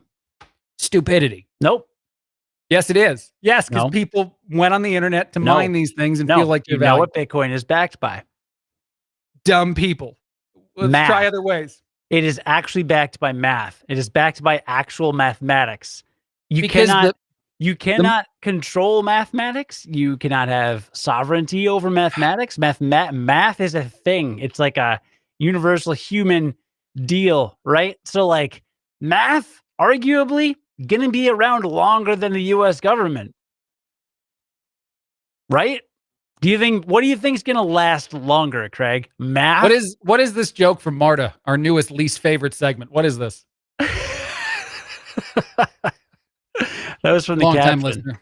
This is this is the caption that our newest least popular segment. Craig explains Bitcoin. Now I get all of it. Now I can see all of it. I just wanted to tell a story about how it's pretty crazy that no one knows who is Satoshi Nakamoto, the inventor of Bitcoin. No one should care. Who should care? You know why people should care, Craig? Because they might have $2.5 billion. And it could be some random internet hacker in his like 20s. Do you think that would change the value of Bitcoin? Yes. If we knew who it was and it was a dude that seemed really inappropriate for making something worth that much money, that it would have a different value? It would have a different value if they started moving that money because it would disrupt the supply so significantly, because what you missed is that, like gold, Bitcoin has a finite supply. I heard it. I just ignored it. And it actually does have a finite supply. I said that. It got rarer and rarer as people mined it. Oh, okay. I thought you meant that it was harder and harder to mine. Well, that's the same thing. Because of people processing it, it became more and more rare because math. Yes. Okay, cool. I'm glad we explained this really well. Well, Marta's glad that you're paying attention to your own show. There's no way I'm going to pay attention to your show. I couldn't see it, Marta, by the way. We had a whole camera thing you missed. All right, let's get back to the segment and stop arguing about Bitcoin, which I'm right about. And no, see, you know what? You know why you liked this segment so much when we did it on the radio? It was a very short amount of time, so I couldn't go in a bunch of different directions on you. We actually stayed on topic the whole time. Now we're loose. I've got 50 more minutes, man. I could ask you one question, and it could take the rest of the show to get through this one topic. Let's see. I am absolutely not going to survive doing this segment with you for another 45 minutes. We're going to try it out. We're going to try it. Learn how plants pass down bad memories to their offspring. I think real people do this. I think I played a game about it called Assassin's Creed. You tell me how this is real in biology. Do you not know about this one? No. Pay attention to your own show, Cody Gough. I pay attention to my own show. Look, I work on a lot of scripts. I'm trying to just pull up my notes. You write scripts for this? Oh, for the other thing. Not for the, okay, I got you. Oh God, not for the Brian Noonan starring Craig Collins quarantine Bitcoin minute. Hey, can I get people to vote on something while Cody takes a bunch of time trying to find an answer he should know off the top of his head? That was very mean. Do I interrupt people too much on this show? I want the listeners to tell me that. Am I the interrupty guy? I interrupted do I do it too much? I interrupted you way more tonight, including just now. Literally. So I want to know. I want to know if people think I'm a Mr. Interrupter. You don't. Internet's hard also. It doesn't matter. No, I do it in real life. I disrespect people talking to me to my face. I just go right in. I said, based on a topic from the Curiosity Daily podcast, and I think that this is also a video game and real for regular people. But biologically, they say that plants pass down bad memories to offspring, or at least you did. How do they do that, and why? Yeah. basically what scientists realized is like if a plant doesn't thrive in a certain place or like some environmental condition is not optimal for it, it actually passes it down in its literal DNA to the little saplings that come next. And so they have a harder time thriving in those environments too. So scientists are Okay. working on genetically engineering, and the plants in question are like, this is what's driving me crazy. It's a weed that grows like in between sidewalk cracks. It's a type of weed that we don't really care a whole lot about. We've written about it like 7 times, but it's not coming to my mind, and it's driving me crazy that I don't remember it. That's fine. I can't find it. I can't find it. No, it doesn't. Don't try to find it. No one cares. It's not Literally, that when you famous. tell us the name of this plant, none of us are going to care. None of us are going to remember it. It's going to be very rare. Where is it? Frack and frack. Where the heck is it? All right, what week are you looking at? I got February. I got like what literally was just happening on your show. You're very far advanced in where you're actually recording in, right? This was like yesterday's show. Yeah, I edited that like January 10th or something. So yeah, it gets a little weird for me. But that's the gist of it. But it's like kind of cool. I don't know. Plants are pretty interesting. My wife just read a book about plants. It's like a best-selling book everyone's reading right now. Best-selling book about plants. It's like the #1 book right now or something. It is it's a fiction book. It's really depressing, but also beautifully written, ? All right. It's one of those things. It's about trees. Can you read more of the chat than just with like a couple of them? I can only read like a couple. The Overstory by Richard Powers. So she read it, and it's very beautiful, and it like makes people cry a lot. And it's a Pulitzer winner of the 2019 Pulitzer in fiction, and it's about all these. It's basically about how trees communicate with each other, which is like kind of real, and about how plants and trees aren't just resources. They give back to the earth, and like they provide habitats for animals and like all this gorgeous stuff. But it's like super depressing, and like activists like trying to save forests like get killed and all these terrible things. It's just like really, she couldn't even finish it because it was like so dark by the end. But and I didn't give away any spoilers anyway because I'm speaking in very general terms and I don't actually know what happens in the book. And so, no like, one's going to read the book that watches the show. It's a great book. It's a great book. It's beautiful and it's about trees and it's called The Overstory. And I highly recommend it if you have a strong heart that can handle some tragedy. Sometimes there's beauty in tragedy. Craig, everyone said, no, you don't interrupt. Okay. Well, they're wrong. I think I interrupt people all the time. Like in my real life too. If you ever notice something you do bad, let me just ask you this question. Can we just skip the rest of the Curiosity Daily thing? And you want to keep doing it? You picked like 3 of the worst stories for me to sum up. Like, okay, I'm not gonna lie. We used to do pre-show meetings where you would be like, "How about this story? How about this?" I don't do those. I'd be like, I'm worth too much for that. Neither of us have time for that. Also, it's free. Giving Tree by Shel Silverstein, great book. Also, that's a great book. Let me pull up stuff on my podcast that I will ask you about. Part of the problem is also you haven't listened in a few days because your Alexa's not set up right now. Correct. Which is fair. I don't hold that against you. This is all accurate. My Alexa would wake me up to your voice. This is the thing that happened. I want to ask you something else. As you're finding other ways to get back on topic, and I'm just going to completely ignore that. Sure. Have you ever noticed something you do wrong and then it like consumes you a lot? Like you start to think about how this one little thing that you need to do better is the only thing you can think of. Every conversation I have now, and I don't know how long it's been going on for, I'm overly aware of how often I interrupt people, but I think I just grew up in a really disrespectful household. I just don't think any of us cared about like what other people were saying. We loved each other, I'm sure, but I think we all wanted to talk. You know, it probably serves me well in the world of broadcasting, but I interrupt. Betty, do I interrupt? Nod your head. I can see. Yes, she's saying yes. She's saying often. Do I do it often? Okay. Yep. She's saying yes. Is it annoying? Yep. Nope. That's okay. 3 for 3, Cody. I've never noticed anything wrong about myself. So it's kind of a moot. This is why we do the show with Cody Gough. It's kind of a moot point. Here's a story. All right. Answer. Honeybees have been documented using tools for the first time. Back on top. That doesn't sound that great. Do you know what tools honeybees use? Little tiny ones? Nope. You know what tools specifically? Is it dirty? Is this going to be a dirty thing? It's real dirty. Okay. What is it? Real dirty. Is it their little guy? No. Okay. Then I don't know what else they have that's dirty. It's poop. No. Honeybees take animal poop and pee and they smear it all over the entrance to their hive to keep away hornets. And it's the first time scientists have documented honeybees using tools. It's a big deal, and it's funny. Marta said GPS in the chat. That's hilarious. No, poop. They smear animal poop, and it keeps away hornets. And by definition, it is a tool, because if you go to dictionary.com and you type in define tool, which I'll do right now, I'm doing it. A picture of Craig. Laugh real hard, Cody. Do you get it? A tool is a device or implement, especially one held in the hand, used to carry out a particular function. It is held in their hand, their paw. It is poop, and it carries out the function of keeping away hornets. It's hilarious and zany, and animals are involved, and everyone's impressed. Bow down to me. I've never done anything wrong. No, hold on. First, the Curiosity Daily podcast is good. People should listen to this. It is interesting. I don't know if it's because it's first thing in the morning for me too. Like, it's even more interesting to hear facts and studies about things that I have no frame of reference on. Like that story, 8 a.m. Craig is very into honeybees and how the tools that they've utilized. 9 p.m. Craig is less interested. I don't know why. Yeah. I'm not saying that your podcast doesn't work as well in the evening for others. For me, the interesting facts are great first thing in the day. Sure, that's fair. I have two more slightly more relatable ones that I think you'll like. All right. So you probably want to get a COVID vaccine, right? I would like one very bad, yes. Right, and they get injected, right? People use needles. Are you afraid of needles?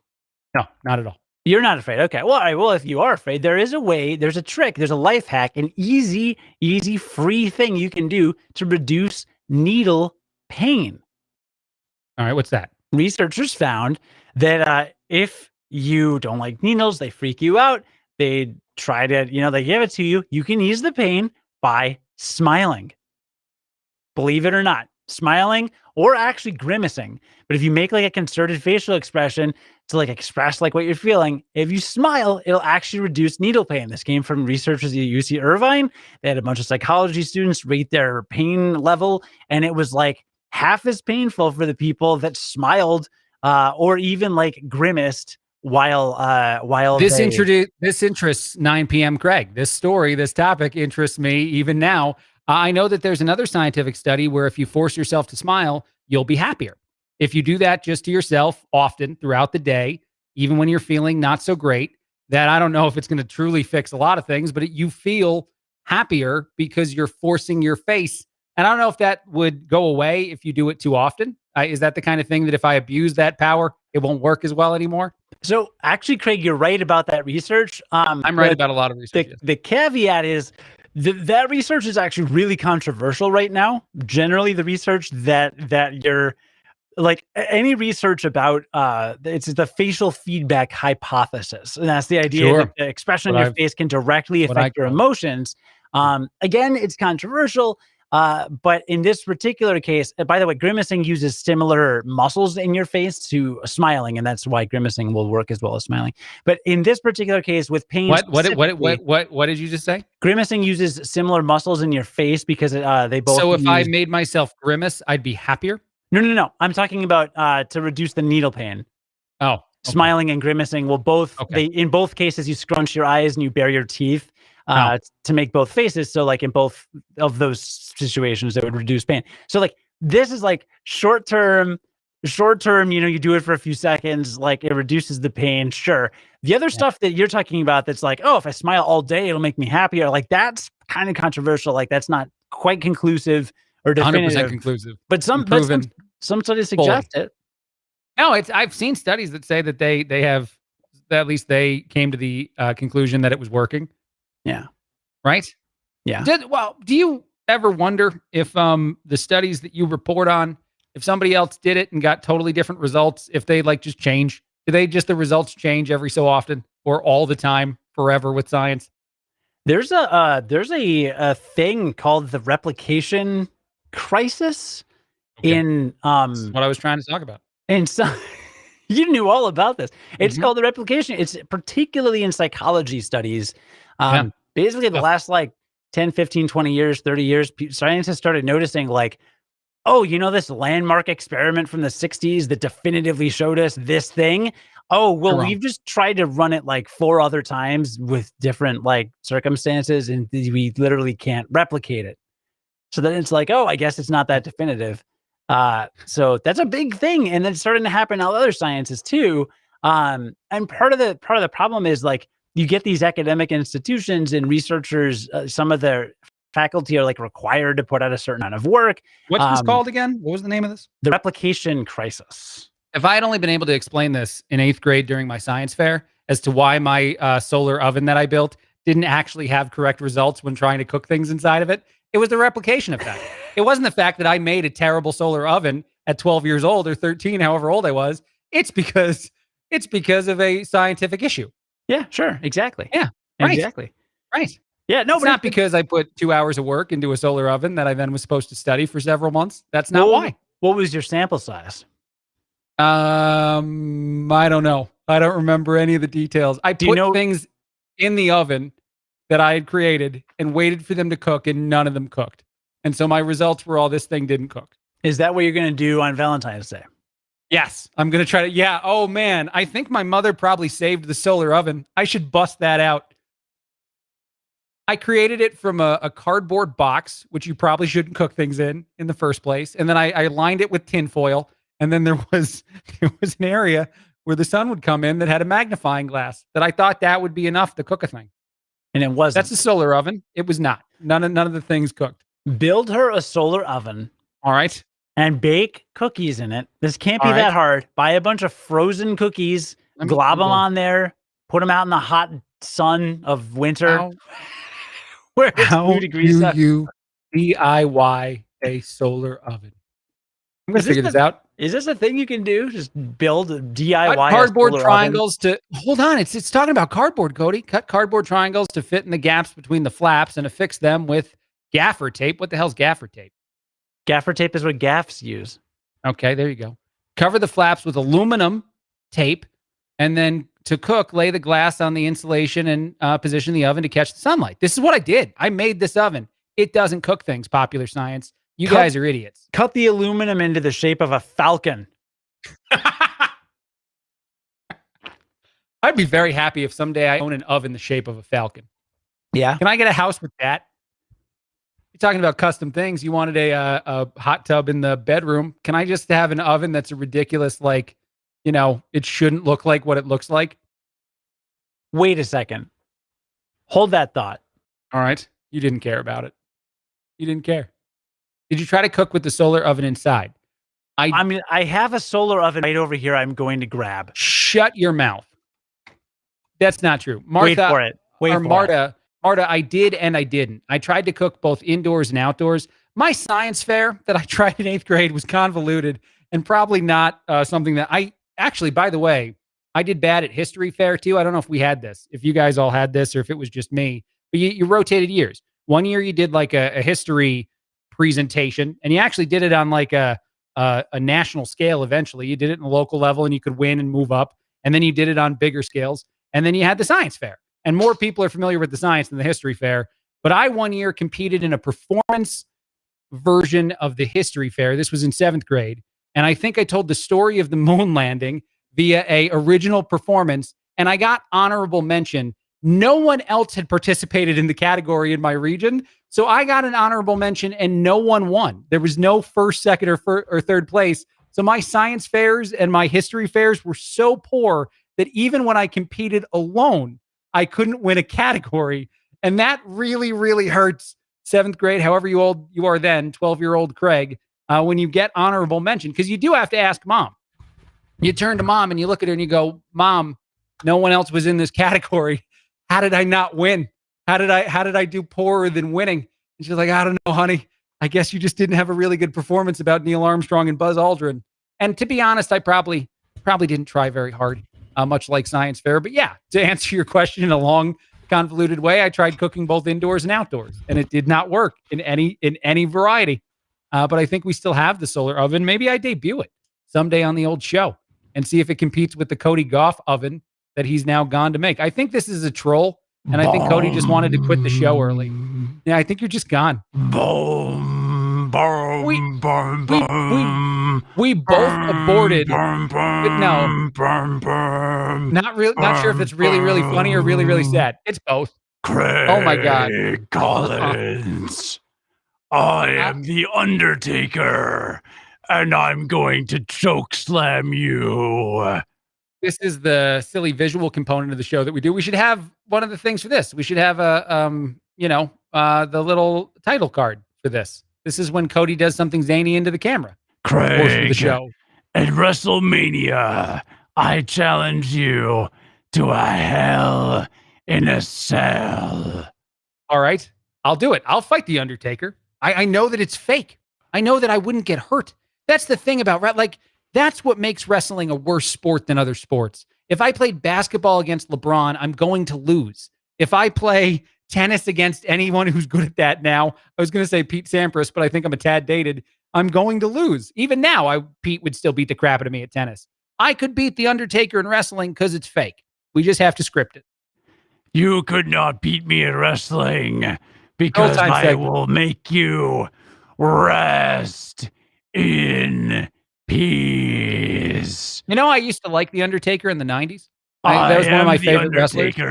In the 90s. But then he got really weird. Then he got like super, like he was a dead guy back to life kind of thing.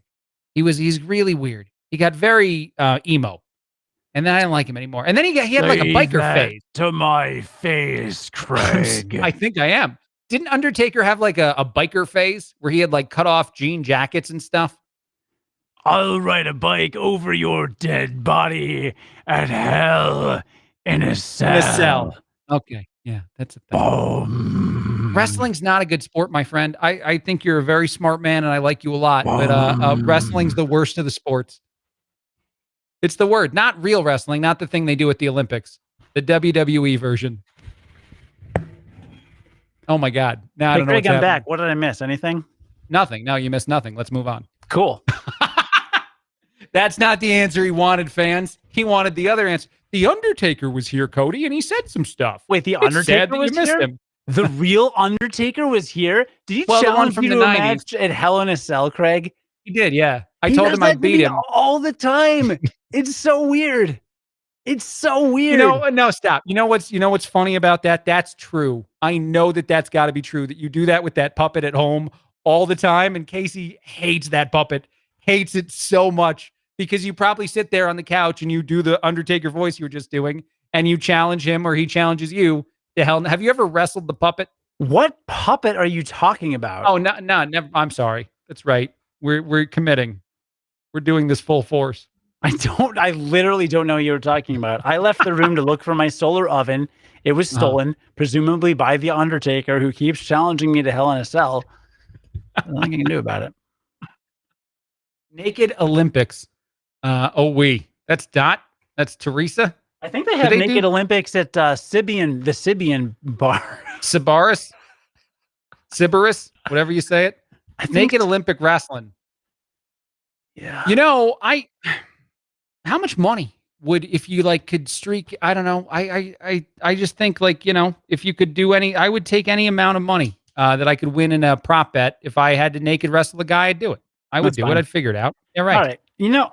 There's a current events thing I'm aware of that that I can bring up. All right.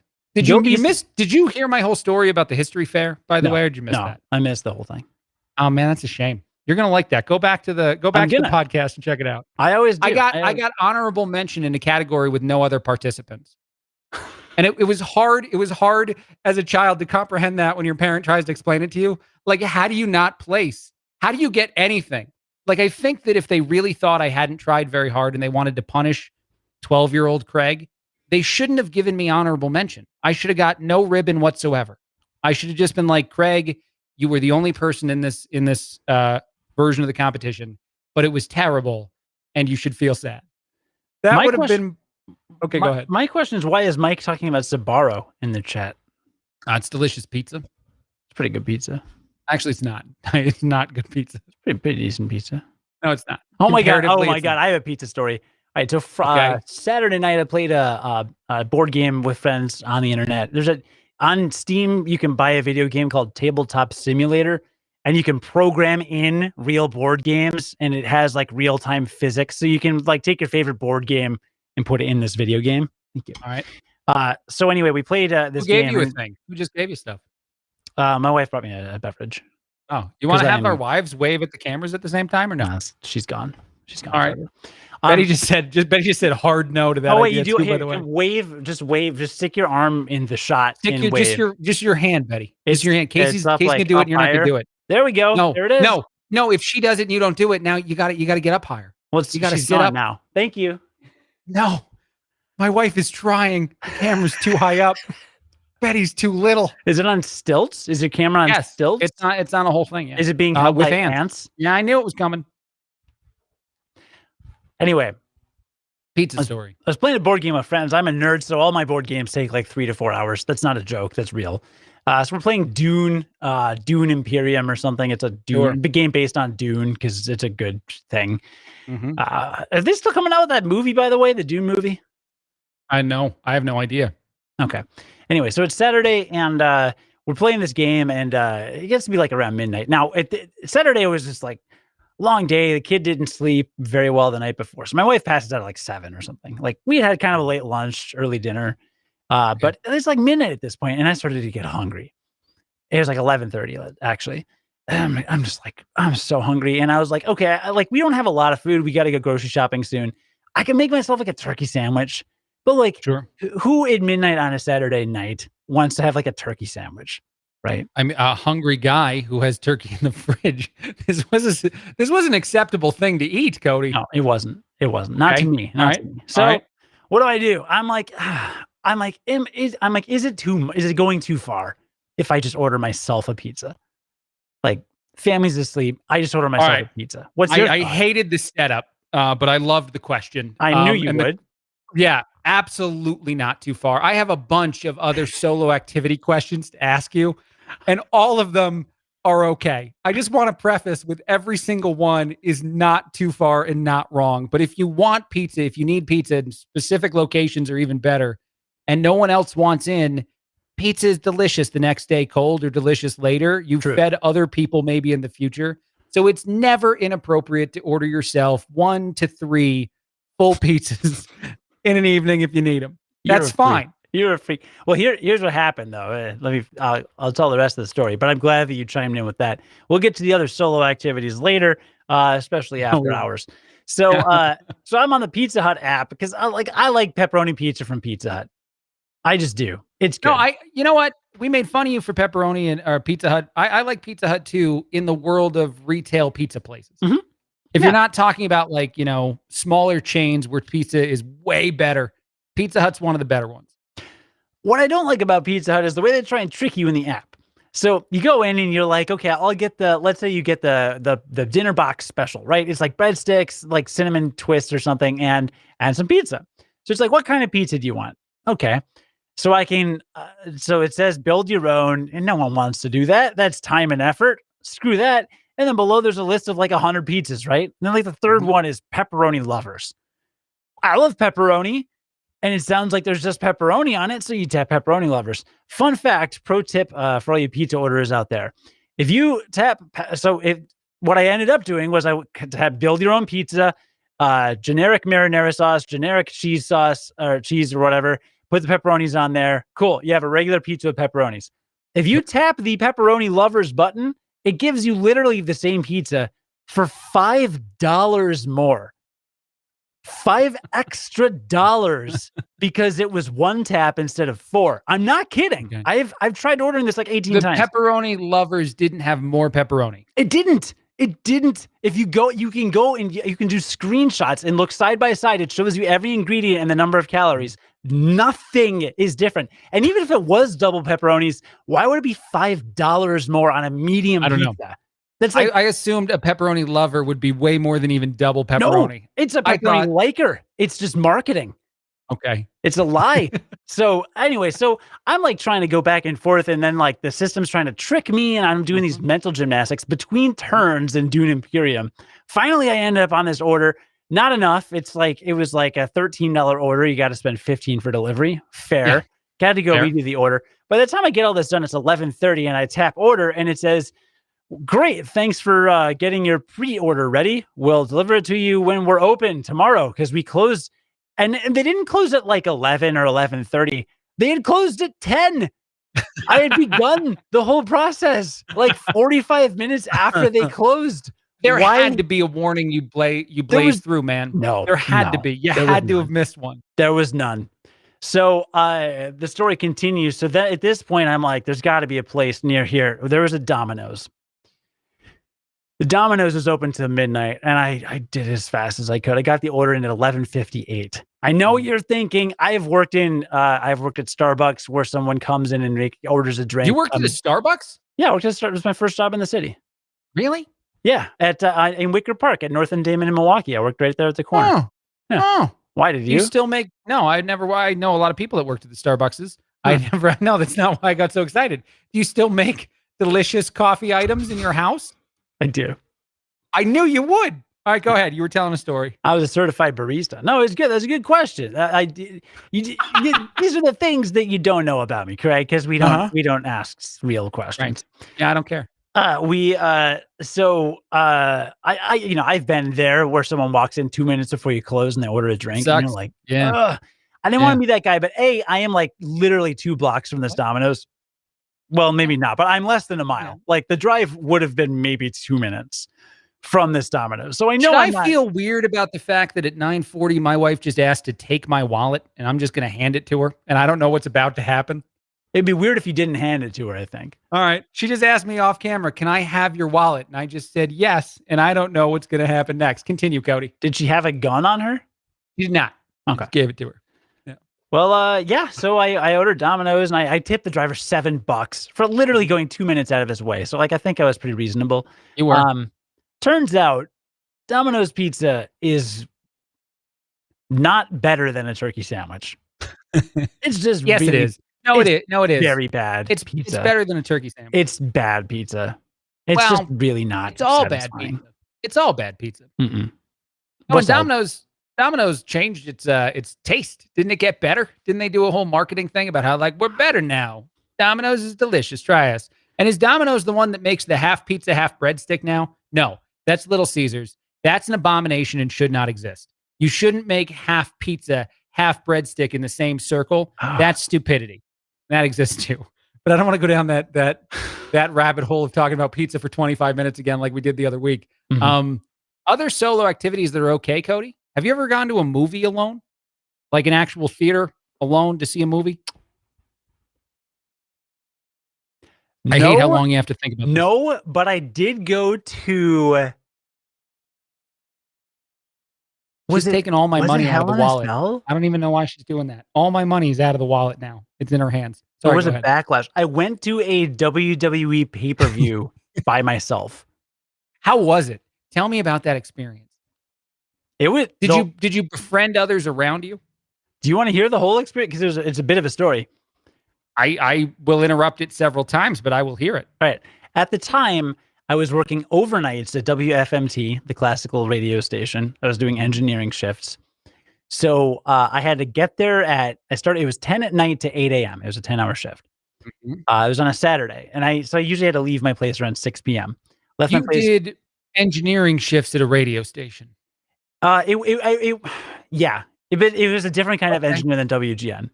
Okay. I wasn't really running a board. I would kind of also didn't know how to fix stuff if it broke. Yeah, not really so much. Okay.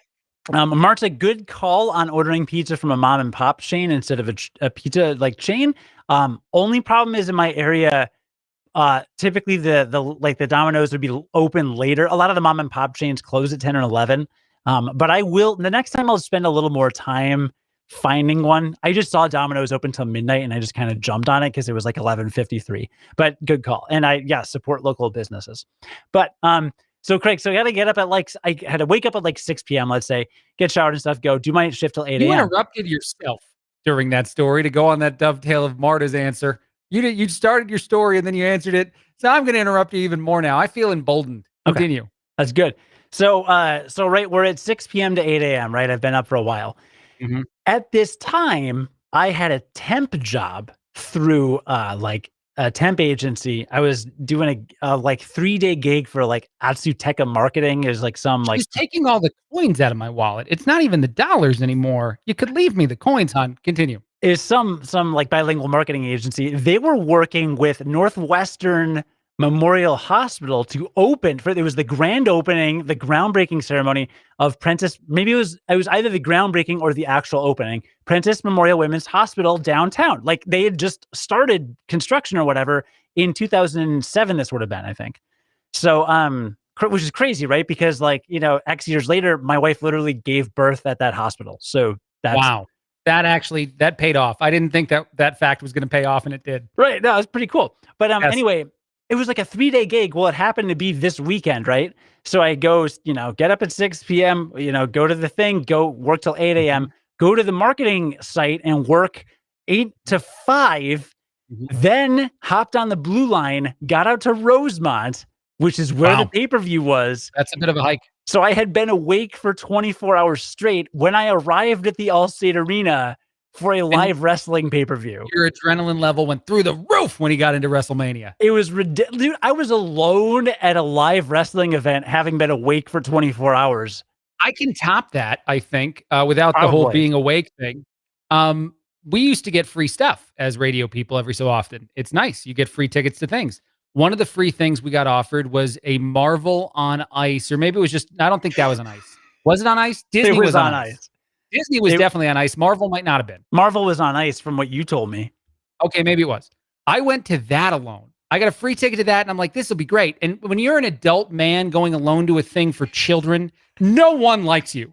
Literally no one in the place. Like the minute you walk in, and like I even got my stupid balloon. I think I had a Black Panther balloon. I was having a great time. The minute you look around and you're seeing everybody, and every set of families with children with the adults is like, what the heck is this one guy? Why is he here? It didn't go well, but I still don't regret going because it was a great show. And they had a great narrative to it. Spider-Man saved the day, who's one of my favorite characters. So I was very happy that he had such a good part, that Peter Parker did so well. But I think we need, as human beings, to be willing to go alone to anything. I think anything that you want to, I'm not saying that cut out other people. If people are willing to go with you, that would be lovely.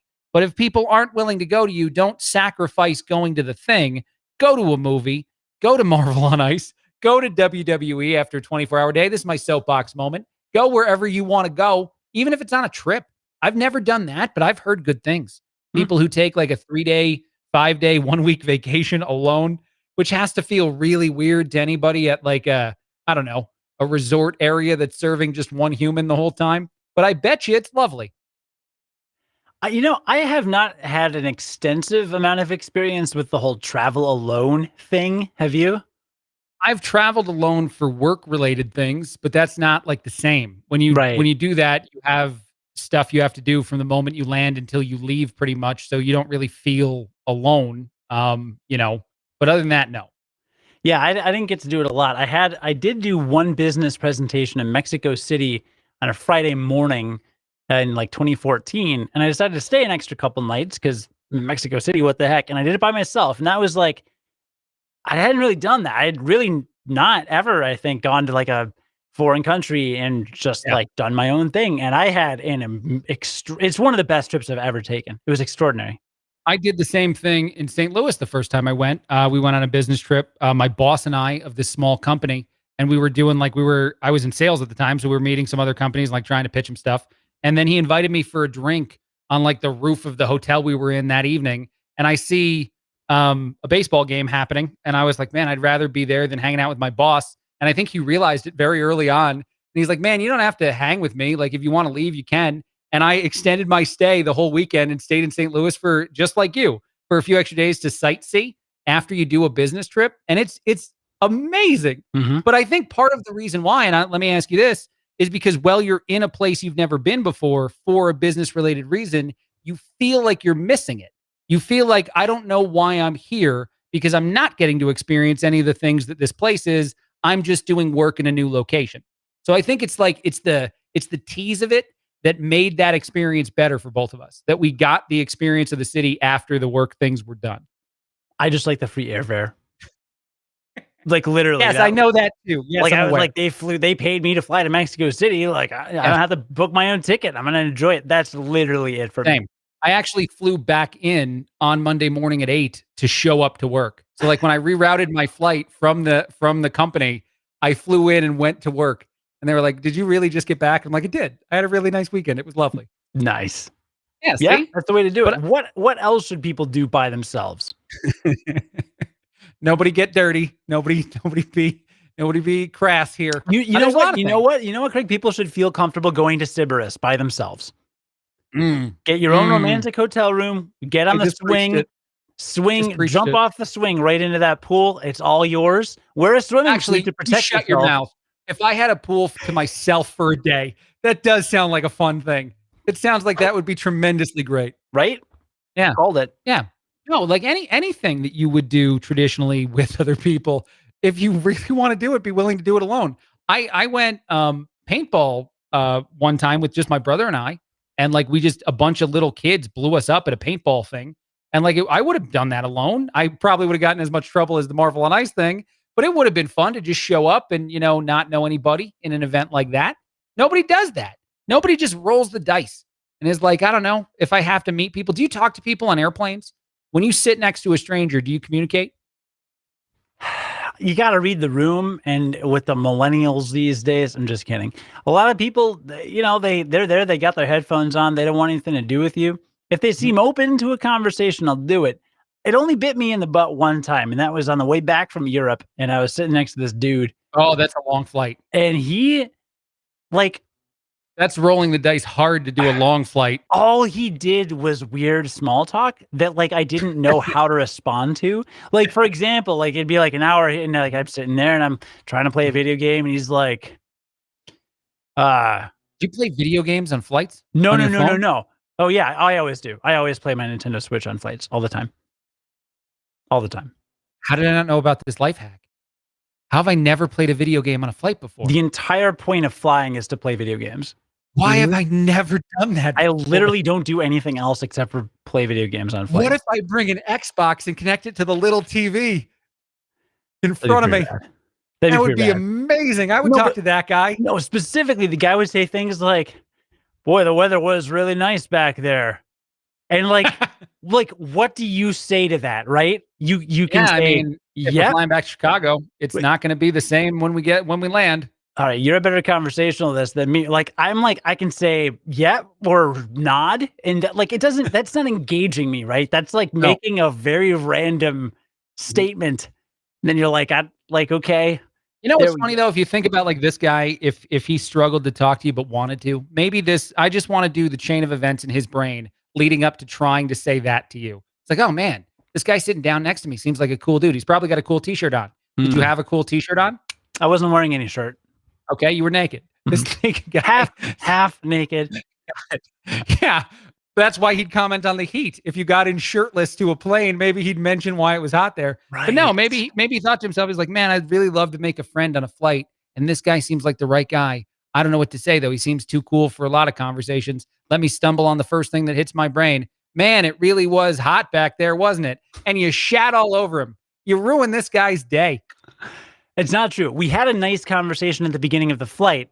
It's the long tail that happened the 6 hours after that. We probably talked for an hour, a little bit on and off. I got to know him a little bit. I got his business card. I think I have an utterly inappropriate comparison, which I like to do all the time. Yeah.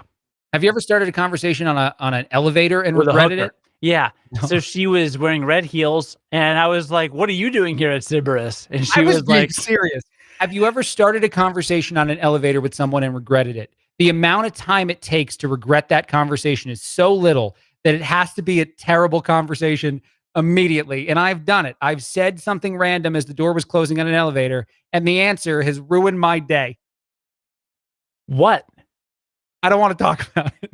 You brought it up, so you do want to talk about wedding. it. No, I don't. I don't want to talk about it. I was at a wedding for a roommate, and it was one of the bridesmaids who jumped on the elevator with me. And I said something silly about, I guess not even silly, but something like no nonsense thing, like something about the traveling and how hard it was. And then the answer she gave and the day that she was having was so horrific. Like she was in a bad place. and like the elevator was going up and it was going to eventually open and we were going to get freedom. But in that 30, what is it, even 30 seconds? How long does it take? A minute, 2 minutes? No. She unloaded her life on me in a way that I didn't know how to respond to. And then when the door opened and we were going to separate floors, I didn't know if the appropriate thing was to stay on the elevator to finish the story. That's a thing that happened. I was like, man, it's been tough getting up here because it was in the Upper Peninsula of Michigan. It was hard to get up there. I rode a motorcycle in an inappropriate time of the year to ride a motorcycle, but she had a very different experience. And then it was into her whole day as a bridesmaid. What are we talking about? I got to move this camera again. What did you just say? Greg explains Bitcoin. That's not what I'm doing. I love that I have caption control. Brian, have to give me this every week. That. I don't want that. Wow. I've never had anything that dumb happen in an elevator to me. What is the appropriate reaction too if somebody opens up in like a unique scenario? Not necessarily elevator. I think that's one of the best ones. But anyway, like if you say a random thing to a stranger and they come back with a lot of reality, do you have to be real then? Or can you just be like, well, that's something, and then just like leave and never care about them again? The only appropriate course of action at that point, and I mean this seriously, is stay on the elevator until her floor, walk out with her, and then walk her to her room. And then when she's like, this is my room, be like, do you need somebody to talk to? She wanted to sleep with you, Craig. There is no ambiguity here. There's no ambiguity. I don't know if that's There's true. None. There's none. No. She had a whole thing. I did actually hold the door so she could keep talking until it beeped. Like, so I got out on my floor. I didn't ride up with her. And I held the door while she was talking until it like started to force itself closed. And I was like, well, I'll catch up with you at the reception. And then I just let it shut.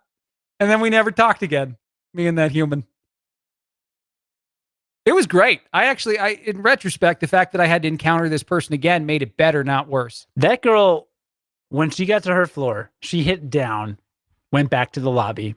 Some other dude got on, asked her how her day was going, went up to her floor with her, and went to her room with her. And I'll let you fill in the blanks as to what happened next. She put stilts on. On ants. On ants. Yeah. That's what happened. That is exactly what happened. Craig, you blew it. I don't feel bad about blowing it. By the way, like that's not an appropriate come on to tell me how your day's been terrible. Like that's not the right way to get someone. I mean, I know it just blew past the wall of we used to be strangers and now I know stuff about you, but it didn't make me interested in anything beyond like, or am I just a heartless person? Tell us in the chat, if someone opened up to you in an inappropriate situation, would you care about a complete stranger or would you live life like a normal human and not? Dude, I went to Louis Pub in Wicker Park after I was running into like a rocky patch with this ex-girlfriend, and we got in some fight or something and I left her place. I was kind of dejected. I was waiting for the North Avenue bus. It was a Saturday night. And I'm just walking into Louis Pub because I was like, I'm just going to get a drink or whatever. I was like 24. And 25. You did it alone. I did it alone. I walked in and I came into the bar. Some girl came up. We ordered a drink. We started chatting. I never randomly chat at people at a bar. She must have started talking. We chatted for a bit and I was like, I'm kind of glum. Like I got my ex. I got these problems. Told her about all my problems, whatever. Yeah, all I did was literally just honestly complain about my ex to a person at a bar. And she gave me her number and like was into me. From that, and I unloaded. How drunk one to inappropriate was she? She was. I mean, we were both drinking, but like it wasn't. Okay. It's Wicker Park. We weren't a big city tap. I mean, we weren't like in a blackout drunk kind of place. Great place. Terrible. I love place. that. The Big Shitty Tap is the right name for that place. Worst. Hey, this is a PG podcast because there's a lot of teenagers watching. Okay. No, I love that. I didn't like going to bars a lot alone. Is that a millennial thing too? Because like that's one of the most appropriate places to go alone, just to see who you wind up talking to, especially as a single person. But when I was single, like that's the one spot I really didn't want to go try to converse with people was at a bar. Yeah, I wasn't a fan of that. No, I never. Else, the grocery store, for any single humans out there, the grocery store is the best possible place to meet other people. It just is. There's something about like the way in which you can casually start up a conversation at the grocery store, not seem super creepy, and then have it wind up being more of a legitimate conversation. This is a pickup location. I guaranteed you, which is something I don't do often. That's a Rasheed Wallace guarantee. You guaranteed? I guaranteed you, just like he did when he won an NBA championship. He guaranteed it, and then it happened. What was his position on the court? I don't know. Because I can't name a single one. There's forward, and He was a forward. There's Rasheed Wallace was a forward. back court, and then there's that's not it. shooter. Yes. Lots of people shoot. There's a point guard and a shooting guard, but lots of people shoot. Louis, North and Paulina, my old neighborhood. My old neighborhood, dude. I used to live across the street from Wicker Park, like the actual park. I lived on Schiller. It was great. Loved that neighborhood. Loved Wicker Park. I got priced out, though. Like, I lived there in 2008, 2009-ish, and I had a 3-bedroom for $1,500 a month. It was a 3-bedroom duplex. Can you imagine a 3-bedroom duplex, like, on Schiller and Damon in Wicker Park? No. The month I moved out, they raised the rent to $2,300 a month. And I bet it's gone up since then. Wicker Park. Hey, I like your melons, Tom. Would work at it if you pick the right human. It would work at the grocery store. I bet it. I guarantee it. They have to have melons in the cart, by the way. You can't go full rogue. Right. But you can arm yourself with lines, I think, at the grocery store, and they can still achieve success. We only have a few minutes left. I will be on the Chad Benson Show, filling in for Chad on Monday of this coming week. That is live from 8 to 11 o'clock in the morning, our time, Central Time. You can catch that at the Radio America website. I can go ahead and put some stuff up on my Craig Collins Show page on Facebook.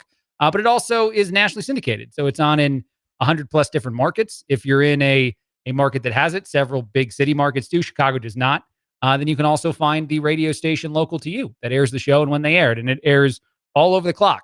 So I can actually watch or listen to myself on a 3-hour wheel live on radio stations throughout the totality of a day if I wanted to. And I've yet to do that. Cody, what's coming up on the Curiosity Daily podcast? So many things. We've got some pretty cool guests. We talked to this material scientist who wrote a book about how like different technology changed us. Like the copper wire changed the way that humans communicate because of the way that it like constrained us in terms of some of the ways that we communicated over electronically, like wires and telegraphs and stuff. Really cool, interesting, kind of like, oh, I never would have like expected that connection kind of stuff. But the next couple of weeks, we got a lot of cool stuff up. A new analysis debunked the blood type diet. So if you think that you can have a diet based on your blood type and it's like the optimal diet, well, get ready because maybe it's not. Scientists don't know how eels reproduce. Literally, we just don't know, which is weird. So we talk about that whole mystery. South Korean researchers created an artificial sun that's hotter than our actual sun. Like they actually got this to work, and it's a big step towards fusion power. So like some really weird, cool, nerdy things. But lots of interesting stuff coming up. We have a lot of like pretty big guests actually in the near future. So stay tuned. CuriosityDaily.com, part of the Discovery family of brands. But yeah, check out Discovery Plus in the meantime. Actually, on February 18th, there's going to be a COVID special exclusively on Discovery Plus, talking about like the path to a vaccine and where we're at with all that stuff. And we may be interviewing one of the lead scientists in that special in the next few weeks to talk about kind of like where we're at in terms of, like, what does it all mean? Like, where's the transmission rates at? Like, how are we going to get Fauci? Not Fauci, no. But another doctor. So that'll be cool. Okay. All right, there you go. That sounds very exciting. And do yourself a favor if you have a smart speaker, ask it to play Curiosity Daily as part of your news briefing in the morning, and set up a news briefing in the morning when you wake up, because it is a tremendously great way to wake up to hear Cody tell you things you don't usually know to get you ready for your day. I really enjoyed doing it, and I need to set it up again soon. Thank you, Craig. And I welcome, buddy. Unironically, I'm a huge fan of all the radio stuff you do. So I will be excited about the chat. I used to stream your show. Your last couple radio shows, I would stream it literally like at random points during the week. Not like every day, but no, really? I would. Yeah, I texted you about it a couple times. You did. One time you did some crazy story about like some ex or something that you had. Yes. I have a horrible ex. I don't think I've talked about her enough on here, but yes. No, there was an extraordinary tangent and it was just like so good. Like I told my wife, I was like, this is the best thing I've ever heard. You're very good. So, all right. Well, not sure. We do like each other off the air. It's just on the show. We're trolling each other all the time. Yeah. I like Cody a lot. He's a really good dude. See? So what? It's time for Craig's Catholic Hour. Hey now. I had a character called Catholic Craig that another radio show I worked on used to bring me in. Anytime there was a Catholic story in the news, which was always awful, they asked for my Catholic opinion. So I feel like I put that hat back on tonight. All right then. Well, Brian, And I do want to know, someone do a deep dive into how priests process the amount of prayers they tell you to do after confession. I would like a deep dive. Okay. Because I do want to know. Like maybe you could bring in a little cheat card, and then based on your, diagnosis, you can realize how bad your sins were. Because they don't usually tell you. And not Wait like a they minute. give you an A grade. Wait, real fast before we go. I didn't tell the current events thing that I had. Oh, go ahead. Yeah. The one current events thing that I had. Did you hear what? And I'm not going to get political, but did you hear what Ted Cruz said about Shakespeare and the impeachment trial? It's not the setup to a joke either. It's a real thing. Go ahead. Ted Cruz said that the impeachment trial is like Shakespeare, full of sound and fury, signifying nothing. What do you think of that, Craig? That's an interesting take from a Ted Cruz who had a lot of interesting takes that people now don't super love him for. Okay, sure. But Here's the point. Andrea Mitchell, right? Supposed journalist for NBC. Andrea Mitchell goes on and said, Senator Ted Cruz says impeachment trial is like Shakespeare, full of sound and fury, signifying nothing. No, that's Faulkner. Andrea Mitchell said this. Now, Craig, I don't know how much of a learned, read man, read well literate. I know who those people are. Right. What's funny about this? We're not talking politics. What's funny about this is that the phrase "full of sound and fury, signifying nothing" is literally a quote from Hamlet. That is Shakespeare. That is not Faulkner. There is a book called The Sound and the Fury. That is true. However, the Shakespeare quote is from Shakespeare. Life is but a walking shadow, a poor player that struts and frets his hour upon the stage and then is heard no more. It is a tale told by an idiot, full of sound and fury, signifying nothing. Literally Shakespeare. So I have not yet seen Andrea Mitchell delete her stupid wrong tweet, but it's very annoying to those of us, because I read the quote to my wife and she goes, "Oh yeah, that's from Hamlet." Instantly. I didn't even have to tell her Shakespeare. It's my favorite thing you've talked about now officially, because it was not about politics at all. It had politicians involved. It had the impeachment involved, which you said you only tangentially were aware of, but you knew a lot more than anybody cares to know. Several people are never going to care about the fact that you just dropped, but take that, Andrea Mitchell. You were wrong and Ted was right. He's read more Shakespeare than you. It's just, if you want to criticize a politician, especially one like Ted Cruz, who, like, one would argue there's many things you can criticize. The egg on her face right now is ridiculous. There's many things you can criticize him about, right? Like from policy to this and that. I hope she can't sleep when she figures out that she's wrong. But I hope she has 2 sleepless nights. But when you choose to aim your criticism, how could I think that wasn't Shakespeare? And a quote from literature that is literally a quote from literature. It's like, what? Why is this the hill? Like, Andrea Mitchell, for the love of God, delete your stupid wrong tweet. Why is this the hill we die on is a question we should ask a lot of people all the time. Why is this the hill you're willing to die on is the best question to ask most people in fight. Any loved one you have a fight with, you should ask yourself in the back of your brain, is this the hill we die on? And then when you say no, just get over it and give up. It's true. It's true with so many things, Cody. That's the message for the rest of the show. I want everyone to take that to heart. The next time you have any sort of disagreement with another human being, for a quick second, in the back of your brain, think about, is this the hill I die on? Politicians, please be first to do this. And when you decide it's not, just keep living life. And remember, when someone quotes Shakespeare, don't tell them it's not Shakespeare if you don't know it's not Shakespeare. Shakespeare is a will. And so few people care. Here's a hill I'm going to die on, Craig. Let's stay at a Sybaris next weekend.